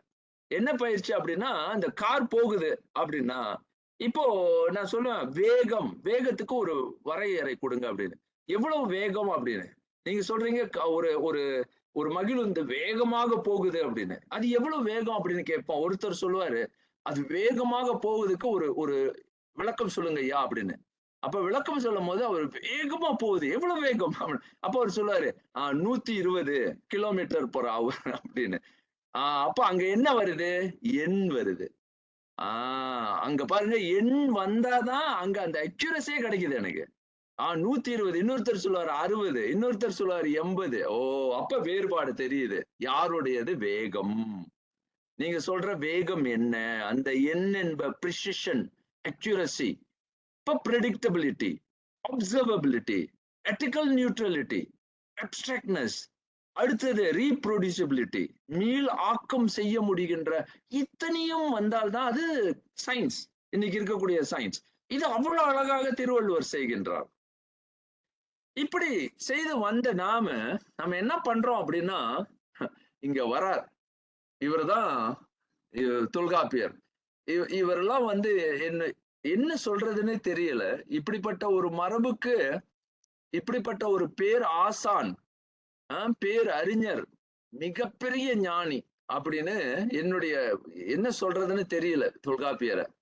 அப்படிப்பட்ட ஒருவர் நமக்கு என்ன சொல்றாருன்னா, எது பொரு முதல் அப்படின்னு கேட்கிறோம். What is first principle of matter அப்படின்னு அவர்கிட்ட கேட்கும் பொழுது, இந்த மயங்கா மரபு பரம்பாணரார் சொல்லுவாரு, ஐயா உங்களுக்கு தெரியுமா அந்த தொல்காப்பியர் யார் அப்படின்னு? அவர் மயங்கா மரபு வகுத்தவர் ஐயா அப்படின்னு சொல்லி கொடுப்பாரு. சிறப்பு பாயிரத்துல தொல்காப்பியரை பத்தி பேசும்போது அவரு மயங்கா மரபு எழுத்துரு காட்டி அப்படின்னு சொல்லுவாரு. அவனா என்ன அர்த்தம்னா, ஐயா நீங்க நினைக்கிற மாதிரி இல்ல தொல்காப்பியரு. அவர் ஒரு மயங்கா மரபுனா என்ன தெரியுமா? அதாவது illuminating non-delicive தமிழர் ட்ரெடிஷனல் லெகசிக்கு எழுத்து எப்படி நீ எழுதணும், எப்படி பேசணும், எப்படி நீ இயங்கணும் அப்படின்றதுக்கு கிராமரே கொடுத்திருக்காருப்பா அப்படின்னு ஒரு அழகான விளக்கத்தை சொல்லுவார். அதுபோல தமிழர் மரபு ஒரு பொய்யா மரபு அப்படின்றதுக்கு தொல்காப்பியம் முதல் இலக்கணம். அங்கே அவர் பேசுறது நிலம், பொழுது. இதுதான் இன்னைக்கு இருக்கக்கூடிய சயின்ஸோட மூலம். அதாவது மெட்டஸ்பேஸ். நிலம்னா நல்லா புரிஞ்சு கொள்ளுங்க, அது பொருள் வெளியை சொல்வது. தமிழர்கள் மட்டுமே, மீண்டும் வலியுறுத்தி சொல்றேன், தமிழர்கள் மட்டுமே ஐம்பூதத்தினுடைய விளக்கத்தை அவ்வளவு ஆழமாக விளக்குறாங்க. ஐம்பூத விளக்கத்தை மிக மிக நுட்பமாக விளக்குறாங்க. ஆகவே நம்ம என்ன புரிந்து கொள்ளணும்னா, நிலம் என்பது மெட்டஸ்பேஸ். இந்த டேர்ம்ஸ் நீங்க நல்லா பாருங்க. சயின்ஸ் படிக்கிறவங்களுக்கு இது ரொம்ப பெருசு. அவர் மெட்டர்ன்னு சொல்றது வேற, மெட்டஸ்பேஸ் அப்படின்னு சொல்றது வேற. அதாவது வேறு நிலையில அது விளக்குறது, அந்த நேச்சர், இயற்கையை விளக்குவது. அடுத்தது பொழுது, டெம்போரல் டைம். இது ரெண்டையும் தொல்காப்பியம் அப்படியே உருட்டி விளையாடும். அப்போ இது ரெண்டு தான் வாழ்க்கையினுடைய பிரின்சிபல் ஆஃப் மேட்டர். நீ ஆய்வு செய்ய வேண்டியதே போல நிழல். எதுக்கு இந்த நிலம், பொருள் வெளி இருக்கின்றது, அடுத்தது எதற்கு காலம் உண்டு அப்படின்ற இந்த ரெண்டு நிலையும் விளக்குவதுதான் முதல் எனப்படுவது. நிலம் பொழுது இரண்டின் இயல்பென மொழிப இயல்புணர்ந்தோரே. இங்கதான் பீசிஸ கொண்டு வர்றாரு. இந்த பீசிஸ் இயல் அப்படின்றது, இந்த இயலை, இந்த ரெண்டையும் பீசிஸ் உணர்ந்திருப்பாங்க. அவங்களாலதான் இந்த நிலைய உணர முடியும், நன்றாக ஆழ்நிலையில புரிந்து கொள்ள முடியும் அப்படின்னு சொல்றாரு. ஆனா நம்ம இந்த பிசிக்ஸ் இன்னைக்கு இருக்கக்கூடிய ரேஷனல் சயின்டிபிக் அதாவது அறிவியலுக்கு அதையும் கடந்து நம்மளுடைய சொல்லக்கூடிய இயல்பு என்பது இங்க என்ன அப்படின்னா, இங்க பாக்குறீங்க இந்த 4 நிலையை விளக்குறாரு. இது 4ம் தொல்காப்பியத்துல அவ்வளவு தெளிவாக இருக்கும். இன்றைக்கு அதை நம்மளுடைய பாடம் அல்ல. நம்மளுடைய பாடம் இங்க பாருங்க, 2 பொழுதுகளை பிரித்ததுல அகக்காலம் புறக்காலம் அப்படின்ற ஒரு அடிப்படையையே பிடித்து விளக்கியவர்கள் இந்த உலகத்திலே. என்ன கேட்டா தமிழர்கள் தான் முதல்ல செஞ்சிருக்காங்க. தமிழர்கள் குறிப்பா சொல்றேன், தமிழர்கள். இது சில பேருக்கு பிடிக்காது. ஐயா இவங்க தமிழ்னு உயிரை விடுறாங்க அப்படின்னு. இதுதான் உண்மை. இது மறுப்பதற்கே இல்லை. இது படிக்காதவர்களுக்கு தான், இது தெரியாதவர்கள், அறியாதவர்கள் தான் இவங்க சொல்லுவாங்க இது தமிழ் இவங்களே தற்புகழ்ச்சி பேசுறவங்க அப்படின்னு. அது கிடையவே கிடையாது. இது தற்புகழ்ச்சி அல்ல, இது உண்மை. அகக்காலத்தையும் புறக்காலத்தையும் படைத்தவர்கள் தமிழர்களே.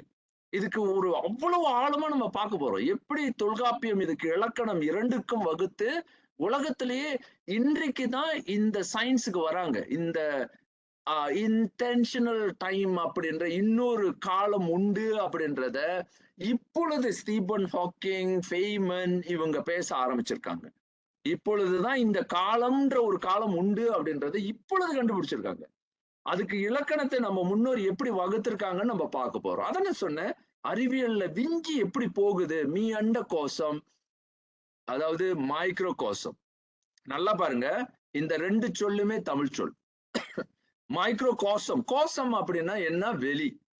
மலாயில கோசம், நான் தமிழ்ல உடனே ஆமா கோசம், கோசம்னா என்ன அர்த்தம்? அவங்க கிட்ட கேளுங்க, மலாய் மொழியில பேசுறவங்க கிட்ட கேளுங்க, கோசம்னா என்னன்னு சொல்லுங்க அப்படின்னு கேளுங்க.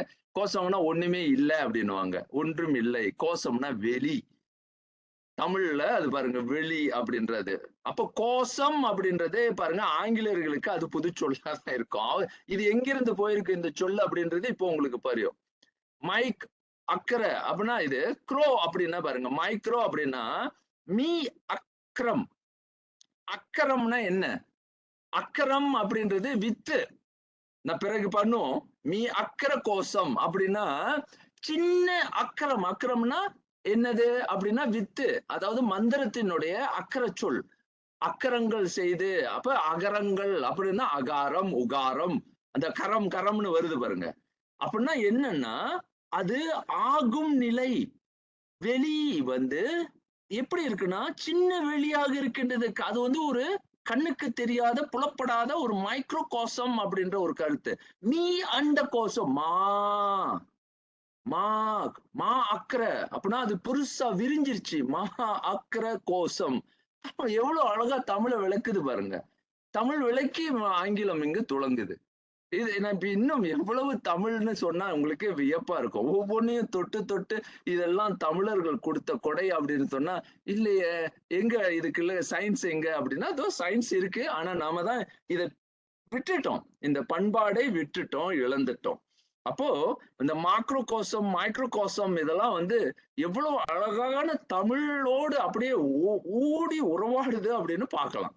சரி, அடுத்தது இதுதான் வந்து மிகப்பெரிய புரட்சி. தமிழர்களுடைய பெரும் புரட்சி வந்து பொருளை ஐம்பூத விளக்கமாகவும், பொருளை மெட்ட அப்படின்றத ஐம்பூத விளக்கத்துல பஞ்சபூதமாகவும் இதுக்கும் இலக்கணம் வகுத்திருப்பார் தொல்காப்பியர். அடுத்தது புலமாகவும் கண்டவர்கள் தமிழர்கள். இது இது எவ்வளவு பெரிய புரட்சி அப்படின்றது என்ன சொல்றதுனே தெரியல. இந்த ஐம்பூதத்தோடு புலத்தையும் கண்டவர்கள், அதனாலதான் புலவர்கள் இருக்கின்றார்கள். அதான் இந்த இயல்புணர்ந்தோர் என்பவர் புலவர். அதாவது நான் மீண்டும் கொஞ்ச நேரம் ஒரு வார்த்தை காட்டுறேன். இந்த புலத்தை கண்டுபிடிப்பவர்கள் தான் புலவர் அப்படின்ற அந்த சொல். இந்த வார்த்தையை நான் உங்களுக்கு காட்டியே ஆகணும். ஏன்னா எனக்கு பிறகு நான் இதை பேசுறேன். இதோடைய விளக்கத்தை பாருங்க. எனக்கு எனக்கு ரொம்ப பிடிச்சது இந்த சொல்லுடைய இந்த வரி. இதோ இங்க இந்த இது என்பர் புலம் அறிந்தோரே. அதாவது இங்க பாருங்க, என்பனார் புலவர். அவன் அவள் அவள் அவன் அவள் அது எனும் அவை மூவினமையை தோற்றிய திதியே ஒடுங்கி மலத்துளதான் அந்தம் ஆதி என்பனார் புலத்தை கண்டவர் அப்படின்னு சொல்றாரு. நான் பிறகு இதை பத்தி விளக்கும் போது உங்களுக்கு அவ்வளவு ஆச்சரியமா இருக்கும். ஐயோ, புலம் கண்டவர், புலம் அறிந்த புலவோர் அப்படின்ற வார்த்தை வரும். சும்மா போற வரவங்க எல்லாம் புலவராயிட முடியாது. இன்னைக்கு இங்க எல்லாருக்கும் இந்த பாருங்க புலவர் பட்டம் கொடுக்குறோம்பா அப்படின்னு சொல்லி கொஞ்சம் தமிழை கற்றுக்கொண்டு தமிழினுடைய அந்த இலக்கணங்கள்லாம் கற்றவர் புலவராகி விடுவாரா அப்படின்னா இல்ல. நாம சொல்ற புலம் என்பது புலம் கண்டோர் அப்படின்னா the discovery of a new field. ஃபீல்ட கண்டுபிடிக்கணும். இந்த மாதிரி புலத்தை கண்டவர்கள் தான் புலவர். புலம் கண்டவர்கள். அப்போ புலம் என்பது நமக்கு புதிதல்ல. Field, the field theory. இன்னைக்கு இதுதான் வந்து உலகத்தையே ஆளுது. உலகத்தோட சயின்ஸே இன்னைக்கு பிடிச்சு வச்சு அப்படியே குவாண்டம் பிசிக்ஸ்ல இருந்து எல்லாத்தையும் இது உள்ளுக்கு வச்சு அடக்கி அப்படியே ஆளுது பாருங்க புலம் சயின்ஸ். இந்த சயின்ஸ் தமிழர்கள் எப்படி செய்திருக்கின்றார்கள் அப்படின்றத நான் காட்டுறேன். பிறகு ஐன்ஸ்டைனுடைய அந்த ஜெனரல் ரிலேட்டிவிட்டி தியரியை எப்படி மெய்கண்டார், அவ்வளவு அழகா புலத்தோடு விளக்குறாரு அப்படின்றத பார்ப்போம். அது பின்பு வரும், இந்த பாடத்துல வரும் பாருங்க. இவ்வளவு ஆழமாக இது போகுது. புலம் என்றவர் எப்படி புலத்தை கண்டவர்கள் அப்படின்னு. இது ரெண்டும் பொருள் வெளி. அதனாலதான் ஸ்பேஸ்ன்னு சொல்றேன். ஸ்பேஸ்ல ஒண்ணுமே இல்லைன்ற கருத்து அன்றைக்கு எந்த மரபுலையும் இல்லாத நிலையில தமிழர்களே முதல்ல ஸ்பேஸ் என்பது, வெளி என்பது ஒரு புலமாக கண்டவர்கள் தமிழர்கள். அதுக்கு ஆதாரங்களோட காட்டுறேன். அது ஒரு அறிவியலை எப்படி கொண்டு போயிருக்காங்க, இன்றைக்கு இருக்கக்கூடிய அறிவியலை விந்து எப்படி அதையும் கடந்து நிற்கின்றது. அப்போ இது எப்படி இவர்களுக்கு தமிழர்களுக்கு இது வந்து தெளிவானது அப்படின்றதுக்கு காரணத்தை தேடும் பொழுது, ஏன் இப்படி தமிழர்கள் இப்படி இவ்வளவு எழுச்சியா, இவ்வளவு எழுச்சியோடு இப்படி ஒரு புரட்சி பண்ணிக்கிட்டு இருக்காங்களா, பண்ணியிருக்காங்களா, அதாவது செய்திருக்கின்றார்களா அப்படின்னு தேடும் பொழுது அவர்கள் எங்கே போய் முடிக்கின்றார்கள் என்றால், இவை யாவும் இறைமொழி அப்படின்னு பார்த்திருக்காங்க. அதுதான் தமிழர்கள்ட்ட இருக்கக்கூடிய மிகப்பெரிய சிறப்பு. இறைவனை எப்படி நம்மோடு பேசுகின்றார், இறைவன் நம்மோடு மொழியில் பேசுகின்றார். ஒரு பெரிய மொழி வைத்திருக்கின்றார். இன்னைக்கு நம்ம பேசக்கூடிய ஆங்கிலமாக இருக்கட்டும், இன்னைக்கு இருக்கக்கூடிய தமிழாக இருக்கட்டும், ஒரு எந்த மொழியாக இருக்கட்டுமே வைத்துக் கொள்ளுங்களேன். அப்போ இந்த மொழிக்கெல்லாம் மொழியை சுமந்து நிற்கும் மொழியாக இருப்பதுதான் இயற்கை மொழி. அந்த இயற்கை வந்து மொழியோடு மொழி, எல்லா மொழிக்கும் அதுவே மூலம், அதுவே வந்து அதான் அந்த சொன்னல அந்தரத்தின் அந்தரம், அதுதான் மொழி, அது இறைமொழி. அந்த இறைமொழியை 2 நிலைகள்ல பார்க்கிறோம். இயற்கை காலமாக பிரித்து அது விளக்குது பாருங்க. அப்போ இங்க வந்து நாம என்ன பார்க்கிறோம் அப்படின்னா, இது சொல்றாரு பாருங்க, குறிப்பினின் உள்ளே குவளையும் தோன்றும். In the intention of his grace all universe shall be revealed. அங்க இறைவனுடைய குறிப்பே இந்த அண்டத்தையே படைச்சதே அதான் நோக்கம். அப்ப இறைவனுடைய மொழி அதுதான் அப்படின்னு அழகா திருமந்திரம் சொல்லுது. அதேதான் வந்து அப்படியே தொல்காப்பியர் சொல்றாரு. குறிப்பே குறித்தது கொள்ளும். ஐயா, நீ பாக்குற ஒவ்வொன்னும், கண்ணுக்கு தெரிகிற ஒவ்வொன்னும் அங்க உள்ளே குறிப்பு இருக்கு. எவ்ரிதிங் ஹிடன் வித் இன்டென்ஷன் அப்படின்னு சொல்றாரு. வித் ஹிடன் இன்டென்ஷன் அப்படின்னு அங்க ஒரு இன்டென்ஷனாலிட்டி இருக்கு. இந்த வார்த்தை ரெண்டும் ரொம்ப பவரான வார்த்தை. அதாவது மிக பலம் வாய்ந்த வார்த்தைகள். இன்டென்ஷனாலிட்டி அப்படின்றது, ஷேப் ஆஃப் இட்ஸ் இன்டென்ஷனாலிட்டி. இந்த வார்த்தைக்கு நான் நினைக்கிற தொல்காப்பியருக்கு என்ன சொல்லணும்னு தெரியல. அவ்வளவு ஆழமான ஒரு பொருள் பொதிந்த இந்த பாருங்க, திருமந்திரமும் தொல்காப்பியமும் எப்படி நம்மோடு உறவாடுது அப்படின்னு பாருங்க. அப்போ இதுல என்ன சொல்றாங்க அப்படின்னா இதுதான். அப்போ இவர்கள் இந்த இறைமொழியை பேசும் பொழுது இவர்கள் என்ன செய்யறாங்கன்னா, புறக்காலம் அகக்காலம்னு பேசுற அந்த முயற்சியில இங்க ஒரு பெரிய விஷயத்த இங்க மீண்டும் இப்படி மீண்டும் வந்து தொல்காப்பியர் எங்க வைக்கிறாருன்னா, இங்கதான் இந்த இறைமொழியை பேசும் பொழுது அது காய உடல், புறம் அகம் என்ற அந்த மரபையே வளர்த்தாங்க. புறம் என்பது உடலை சார்ந்தது, அகம் என்பது உயிர் புலத்தை சார்ந்தது அப்படின்னு அழகாக பிரித்தார்கள்.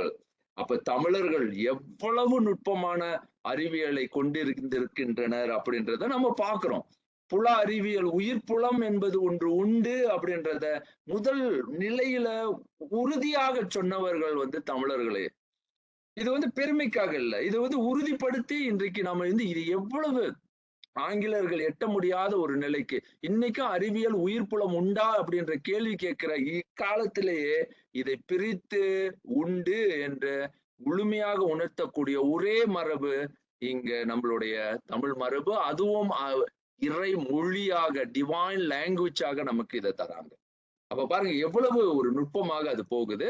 அடுத்தது இப்படி தொல்காப்பியத்தை வைத்து இதுலயே வந்து இந்துவியலையும் நான் விளக்குறேன், இங்க தெளிவுபடுத்திக்கிறேன். இந்துவியல் என்றத இந்து அப்படின்ற அந்த வார்த்தைக்கு கொடுக்கக்கூடிய முதல் கண்டுபிடிப்பும் தமிழர்களுடைய கொடைதான். அதையும் மீண்டும் சொல்றேன். இங்க இந்து என்ற அந்த சொல்லுக்கு இன்னைக்கு இந்துயிசம் அப்படின்னா யாருக்குமே இன்னமும் புரியல. அவங்க வந்து அல்பிருனி கொடுத்த வார்த்தை அப்படின்னு என்னென்னமோ உளறிக்கிட்டு இருக்காங்க. வெளி உலகம் வந்து இன்ன வரைக்கும் அதாவது ஒட்டுமொத்த தமிழ் இந்திய உபகண்டமே என்ன பேசி கொண்டு இருக்குன்னா, இந்துவியல் என்பது ஏதோ ஒரு ஜியோகிராபிக்கல் டேர்ம் அப்படின்னு பேசி கொண்டு இருக்கும் இச்சூழலிலும் கூட இந்துவியல்ல இந்து சிகாமணி எங்களை ஆள எழுந்தருள பெரிலே அப்படின்னு திருவாசகம் சொல்லி போகுது. இந்துவுக்கு விளக்கம் கொடுக்குது. என்னுடைய பெருமான், என்னுடைய அதாவது நடராஜ பெருமான் நடம் ஆடும் அந்த பரம்பொருள் இந்து என்ற அந்த நிலையை கொண்டிருக்கின்ற.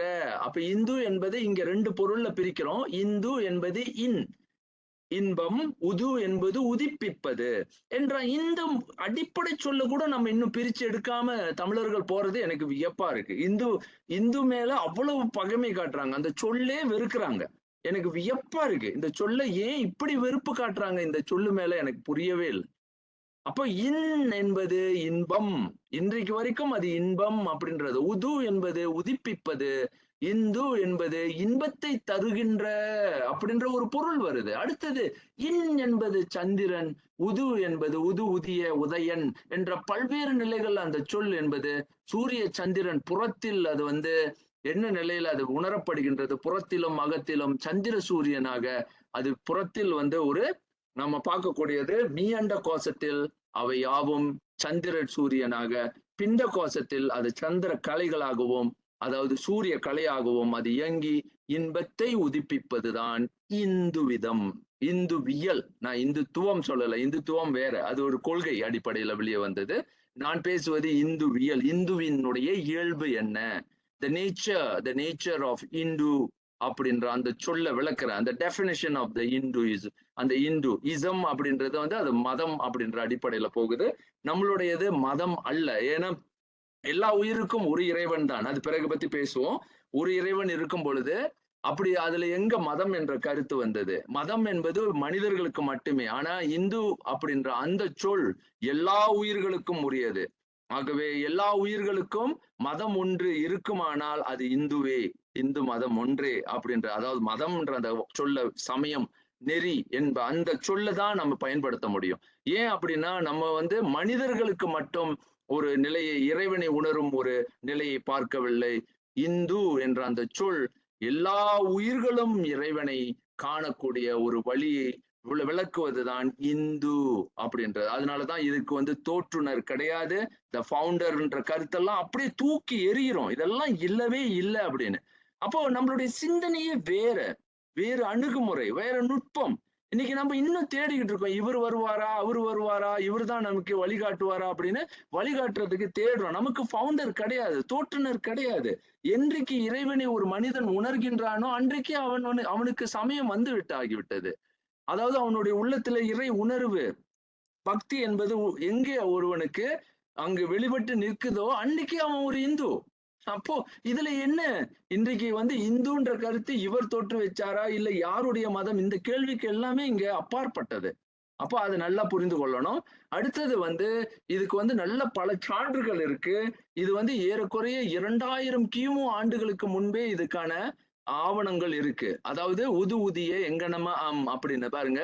இன்ன இனேசு உதிய உரு இன்னனம அப்படின்னு உருவது இன்னதாகிய விசும்பு அப்படின்றது வெளியில், உதயன் உதித்து வெளி, அதாவது ஒளி வெளிப்பட்டு உண்டாகி நிற்க இன்னவை இது நடந்தது.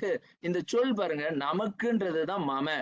இந்த மம அப்படின்றதெல்லாம் இன்னைக்கு இது இல்ல அப்படின்னு, நமது இல்ல அப்படின்னு சொல்லுவாங்க. இது நமக்கு ஆகும், ஆம் என்பதாகும்.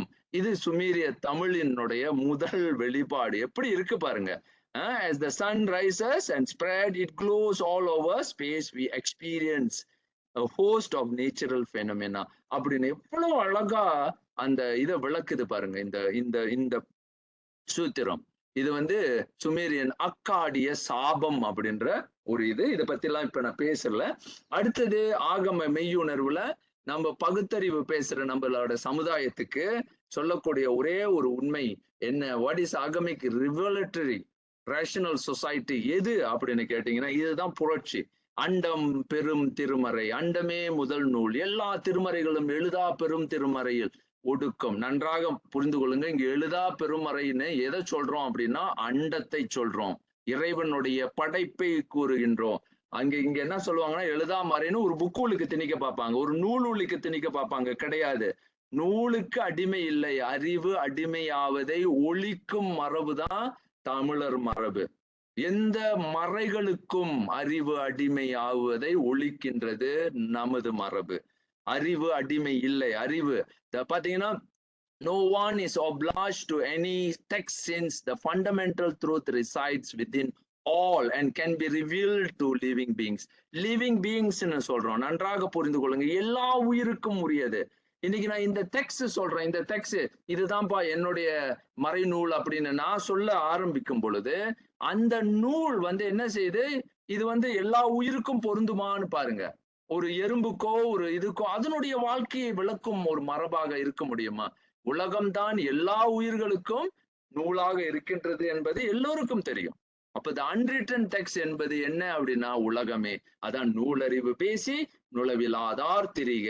நீங்க எப்படி வேணாலும் அப்படியே நூல் பேசி let the ignorant lord rave bookishly. எவ்வளவு ஆழமாக அவங்க போறாங்க பாருங்க. இவ்வளவு ஆழத்தை வந்து நீங்க பார்க்க முடியாது. இதை நூலறிவாளர் அறியப்படாததோர் கூத்தும் அப்படின்னு. அடுத்தது சேர்க்கை அறிந்து கிடைத்தும்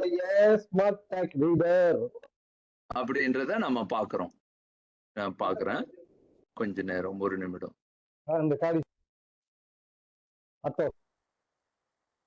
ஓகே, அப்ப இந்த கருத்தை நாம பாக்குறோம். அடுத்தது சேர்க்கை பாருங்க, நுழைதரு நூலினர் ஞாலம் எப்பொருள் தன்மை அப்படின்றதெல்லாம் பாக்குறோம். அப்ப நமக்கு தெளிவா தெரியுது தமிழர் மரபு எங்க கொண்டு போகுது அப்படின்னு. இததான் வந்து ஒரு இன்னொரு கருத்துல நான் முடிக்கிறேன், நேரம் வந்து நமக்கு தாண்டிடுச்சு, ஒரு சீக்கிரமா முடிச்சிடுறேன். அதாவது 5 நிமிடம் இருக்கு. எழுதா மறையீரும் அப்படின்னு அடுத்தது இதுதான் வந்து திருமந்திரம் வந்து அழகா சொல்லுது, அன்ரிட்டன் டெக்ஸ்ட் அப்படின்றது ஒரு கருத்து அங்க இருக்கு. மீண்டும் ஒரு நிமிடம்.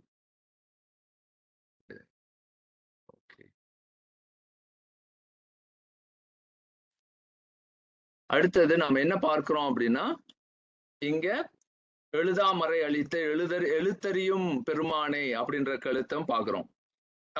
இன்னொரு பெரிய புரட்சி தமிழர்கள்ட்ட இருக்கக்கூடியது என்ன அப்படின்னா, இங்க இதை பாத்தீங்கன்னா இந்த திருமந்திரமே போதுமானது. ஞானி புவியலு நன்னூல் அனைத்துடன், நல்ல நூல்கள் எல்லாத்தையும் மோன திசையும் முழு எண்ணின் சித்தியும் ஏனி நிலமும் எழுதா மறையீரும், எல்லாத்துக்கும் முடிவாக எழுதா நிலையில் ஒண்ணு இருக்கும். கோனோடு தன்னையும் காணும் குணத்தனே ஞானின்னு சொல்றாரு. யாரு ஞானியா இருக்க முடியும் அப்படின்னா ஒரு விளக்கத்தை ரொம்ப எளிதா பண்ணலாம். யாரு ஞானி? Master all the second law on the earth and the attainment 60 and 4 cities. எது வேணாலும் இருக்கலாம் அங்க பாருங்க, சிட்டிகள் பிறகு. ஆனா see the goal of unwritten text, இதுதான் உண்மையான நிலை. அப்ப எழுதா புத்தகத்தின் ஏட்டின் பொருளை தெருளாத கண்ணி அப்படின்னு சொல்றோம். அடுத்தது இதெல்லாம் வந்து ஒரு ரிவிஷன், இன்னைக்கு வந்து நம்ம வந்து மீள்பார்வை செய்யறோம். அது போல நமக்கு வந்து இருக்கு. ஆகவே ஒரு சின்ன கன்க்ளூஷன் என்ன செய்யலாம் அப்படின்னா, ஒரு முடிவாக முதல் நூல் தமிழர்களுடையது அண்டம் பெருமறை, holy text, unwritten text, universe. அப்ப எழுதா மறை என்பது தமிழர்களுடைய மூலம் நூல். அப்ப உலகம் நமது புனித நூல் அப்படின்ற கருத்தை நன்றாக புரிந்து கொள்ளுங்க. அடுத்தது இந்த கருத்துல இருந்துதான், இந்த கருத்தை நீங்க உள்வாங்கி அடுத்தடுத்த நிலைகள்ல இதுதான் மீக்கண்டார் செய்ய பாக்குறாரு, இதுதான் வந்து தொல்காப்பியர் செய்யறாரு, இதுதான் வந்து மற்ற அருணந்தி இப்ப சொல்லுவாரு பாருங்க. இன்னும் சிறந்தது பயிற்றில் இறந்ததன் பயனை. ஐயா, நீ என்ன கற்றுக்கொண்டாலும் எந்த மொழியாக இருக்கலாம், எந்த நூலாக இருக்கலாம், எந்த சமயமாக இருக்கலாம், எந்த மனிதராக இருக்கலாம், அதுல எது சிறந்ததோ அதை எடுத்துக்கொள் அப்படின்ற அந்த கருத்து தமிழர்கள்ட்ட மட்டும்தான் வரும். ஏன் அப்படின்னா இவர்கள் நூலை கடந்தவர்கள், இங்க வந்து ஒரு எந்த நம்பிக்கையை கடந்தவர்கள், இதெல்லாம் கடந்து உண்மையை தேடும் அந்த மரபு. have the best pedagogical understanding is the benefit of the death. சாவுல கூட நம்ம என்ன சொல்றாங்கன்னா, இறப்புல கூட ஒரு மரியாதை இருக்கு, இறப்புக்கு ஒரு சிறப்பு இருக்கு. எப்போ அப்படின்னா, நீ நல்லதை கற்றாயா, அதுதான் சிவஞான போதம். சிறப்பு வாழ்க்கையில சிவஞான போதம் பெற்றவனே இறந்ததினுடைய பயனை பெறுவான் அப்படின்றத எளிதா முடிச்சிடலாம். அடுத்தது இங்க பாருங்க, என்ன புரட்சி அப்படின்னா, யாருமே சொல்ல மாட்டாங்க, இதெல்லாம் வந்து சொல்றது கிடையாது. ஏன் அப்படின்னா அவங்களுக்கு அப்படியே உங்களை நூலில கொண்டு போய் திணிக்கணும். அவங்களுக்கு வந்து அவங்க சொன்ன கருத்துல அப்படியே நிக்கணும். அந்த உண்மையா பொய்யா இருந்தாலும் அதை ஏற்றுக்கொள்ளணும் அப்படின்ற கருத்துக்கு தான் நம்ம வந்து ஆட்படுத்துறாங்க. இது ஏன் இந்த மாதிரியான ஒரு சிந்தனை போக்கு, இந்த சிந்தனை அறிவு அடிமைத்துவம் நமக்கு வந்தது அப்படின்னா, ஒரு மூல காரணம் என்னன்னா, மற்ற சமயத்தவர்களை பார்த்துதான் நமக்கு இந்த எண்ணம் வருது. தமிழர்கள் மரபு அது அல்ல. மற்றவர்களை பாக்குறாங்க பாருங்க, அவங்களுக்கு அந்த நூல் இருக்கு, அவங்க இப்படி செய்யறாங்க இப்படி செய்யறாங்கன்னு. நம்ம அப்படி இல்லை. நம்மளுடைய சிந்தனையே வேற. அறிவை வந்து அவ்வளவு அழகா செலுத்துறதுக்கு வழிகாட்டுறாங்க. அறுவகை சமயத்தோர்க்கும் வெவ்வவர் பொருளாய் வேறாம் குறியது உடைத்தாய் வேதாகமங்களின் குறி இறந்தங்கு அறிவினில் அருளால் மண்ணின்னு சொல்றாரு. நான் ஏன் இதை சொல்றேன், இது ரொம்ப முக்கியமான, for all whose essence is beyond the realm of the tenets of Vedas and Agama, கடக்கணும்னு சொல்றாரு. இதுல போய் உட்கார்ந்துறாங்க, வேதத்திலேயே உட்காராதீங்க, ஆகமும் ஆகமத்தை கடந்து செல்லணும்னு சொல்றாரு. ஏன்னா who abides the grace, அருள் தான் வாழ்க்கை, அருளே உலகலாம் ஆள்விப்பது ஈசன் அப்படின்னு சொல்றாங்க காரைக்கால் அம்மையார். அப்ப அம்மையோட அப்பனை புரிந்து கொள்வது அறிவினில் அருளால் மன்ன வேண்டும், அங்கு கடந்து போகணும், இதெல்லாம் கடந்தால்தான் இறைவனை உணர முடியும் அப்படின்றார் அந்த நிலை. இதுக்கு என்ன வேண்டும், இதுக்கு என்ன தகமை, வாட் இஸ் த குவாலிட்டி, என்னது எலிஜிபிலிட்டி அப்படின்னு கேட்கும் பொழுது அங்கே அவன் என்ன செய்யணும்னா நூல் அடிமை கடந்து எல்லா நூல்களையும் மனம் திறந்து, அதாவது ஓப்பன் மைண்டட் பர்சன் அப்படின்ற அந்த கருத்துக்கு எப்படி கொண்டு போகுது பாருங்க. ஒரு ஓப்பன் மைண்டட் இருக்கணும்.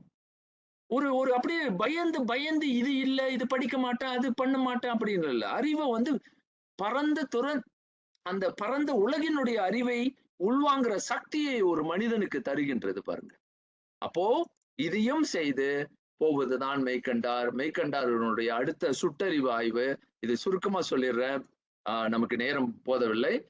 ஏன் இப்படி மாபெரும் அறிவியல் ஞானி மெய்கண்டாரை பலர் என்ன செஞ்சிட்டாங்கன்னா, ஒரு மெய்கண்டாருக்கு ஒரு பெரிய இழிவு அப்படின்ற, ஒரு மெய்கண்டாரை கீழ்மைப்படுத்தும் ஒரு பெரிய முயற்சி எதுவாக இருந்திருக்க முடியும் அப்படின்னா, மெய்கண்டார் எழுதிய சிவஞான போதம் அவருடையது அல்ல, அது அவர் பெயர்த்த ஆகம நூலில் இருந்து பெயர்த்த அப்படின்ற ஒரு கருத்தை சொல்றாங்க. நீங்க நல்லா யோசிச்சு பாருங்க, ஒரு தனி மனிதன் உழைப்பை, அவருடைய அந்த உழைப்பை இல்லை என்று ஒரு மறுப்பே கொடுக்குறாங்க அவங்க.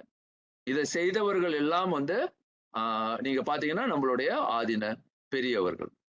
அப்போ இதை இது மெய்கண்டாருக்கு இழைத்த ஒரு மாபெரும் ஒரு என்ன சொல்வது அப்படின்னா தீங்கு, அததான் சொல்ல முடியும்.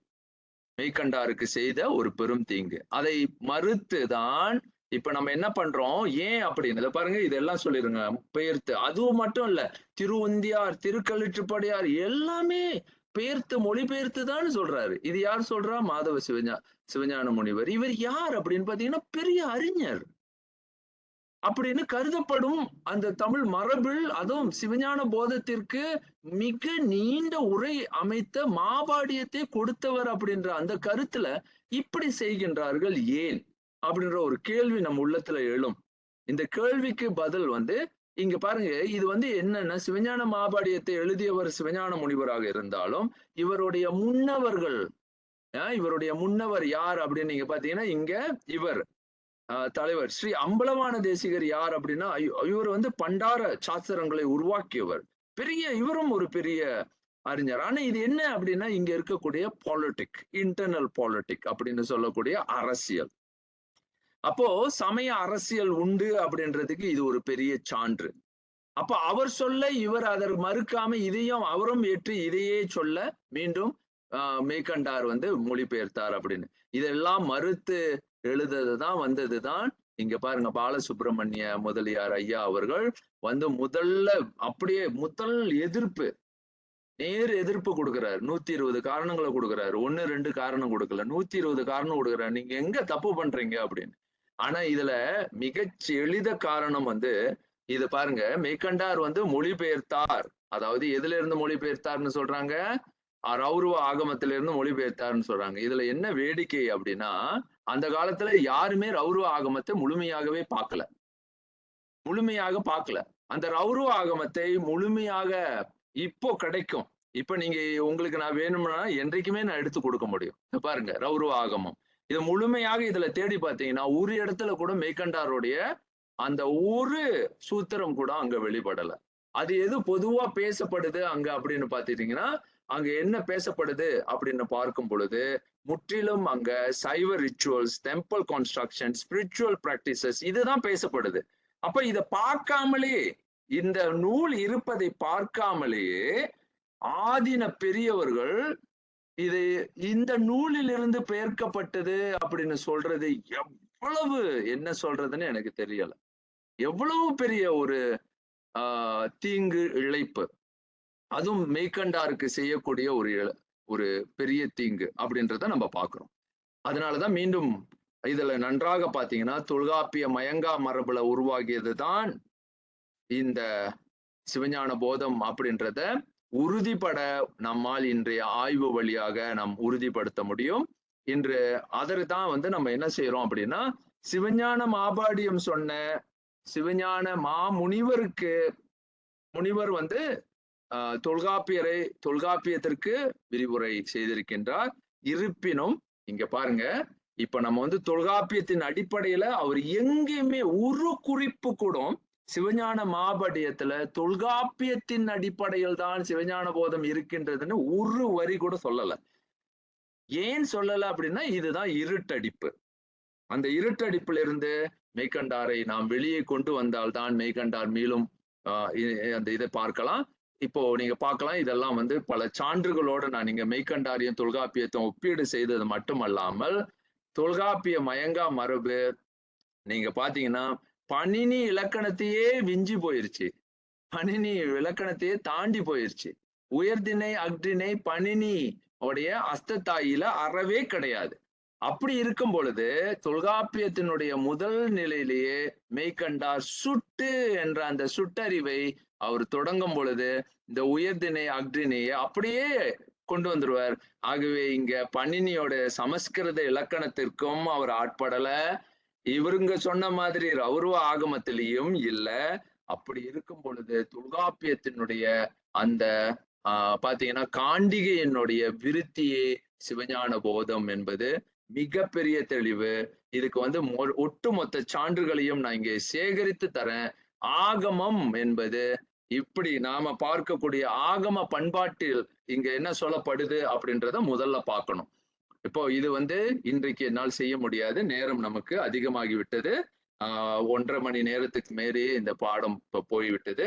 ஆகவே அடுத்தது மெய்கண்டாரையோடைய இந்த பகுதியை தொட்டு அடுத்த பகுதியில் நாம் என்ன செய்ய போறோம் அப்படின்னா, மெய்கண்டாரை காண்பதற்கு முன்பு தமிழ் மரபில் எவ்வாறு உயிர் கொள்கையை வந்து தமிழர்கள் கண்டார்கள் அப்படின்றத பார்க்க உலகத்தில் உள்ள எல்லா நிலைகள்லையும் ஆய்வு செய்து இது செய்யப்பட்ட ஒரு பெரிய அறிவு. இந்த ஆய்வு வந்து ஏறக்குறைய எனக்கு எடுத்த காலகட்டம் ஒரு 8 மாதங்கள் இதை வந்து உறுதிப்பட உட்கார்ந்து அமைதியா செய்தேன். இந்த ஆய்வை வந்து நம்ம அடுத்த இதுல நான் பகரவிருக்கின்றேன். ஆகவே அடுத்த இதுல இதை தொடர்ந்து இதை செய்து நம்மளுடைய மரபு எத்தகையது, எத்தகைய ஆழம் உடையது, எவ்வளவு மரபு விரிந்து பறந்து உலகத்தினுடைய உண்மைகளை விளக்கக்கூடிய ஒரு பெரும் மரபாக, ஆற்றல் மிக்க ஒரு மரபாக, உலகத்தையே இன்னும் வருங்காலத்தில் இந்த அறிவு வெளிப்படுமானால் நிச்சயமாக உலகுக்கு இது ஒரு மிகப்பெரிய ஒரு மரபாக, மயங்கா மரபாக, உண்மையாக வெளிப்படும் என்பதில் ஐயம் இல்லை என்று கருதி நாம் இதை வந்து மேலும் வளர்க்க இந்த பண்பாட்டினுடைய நுட்பத்தை காண எல்லோரையும் விளைய அன்போடு அழைக்கின்றேன். தொடர்ந்து இந்த அறிவை பெறுமாறு கேட்டுக்கொண்டு இத்தோடு முடித்துக் கொள்கின்றேன். சிவா திருச்சிற்றம்பலம்.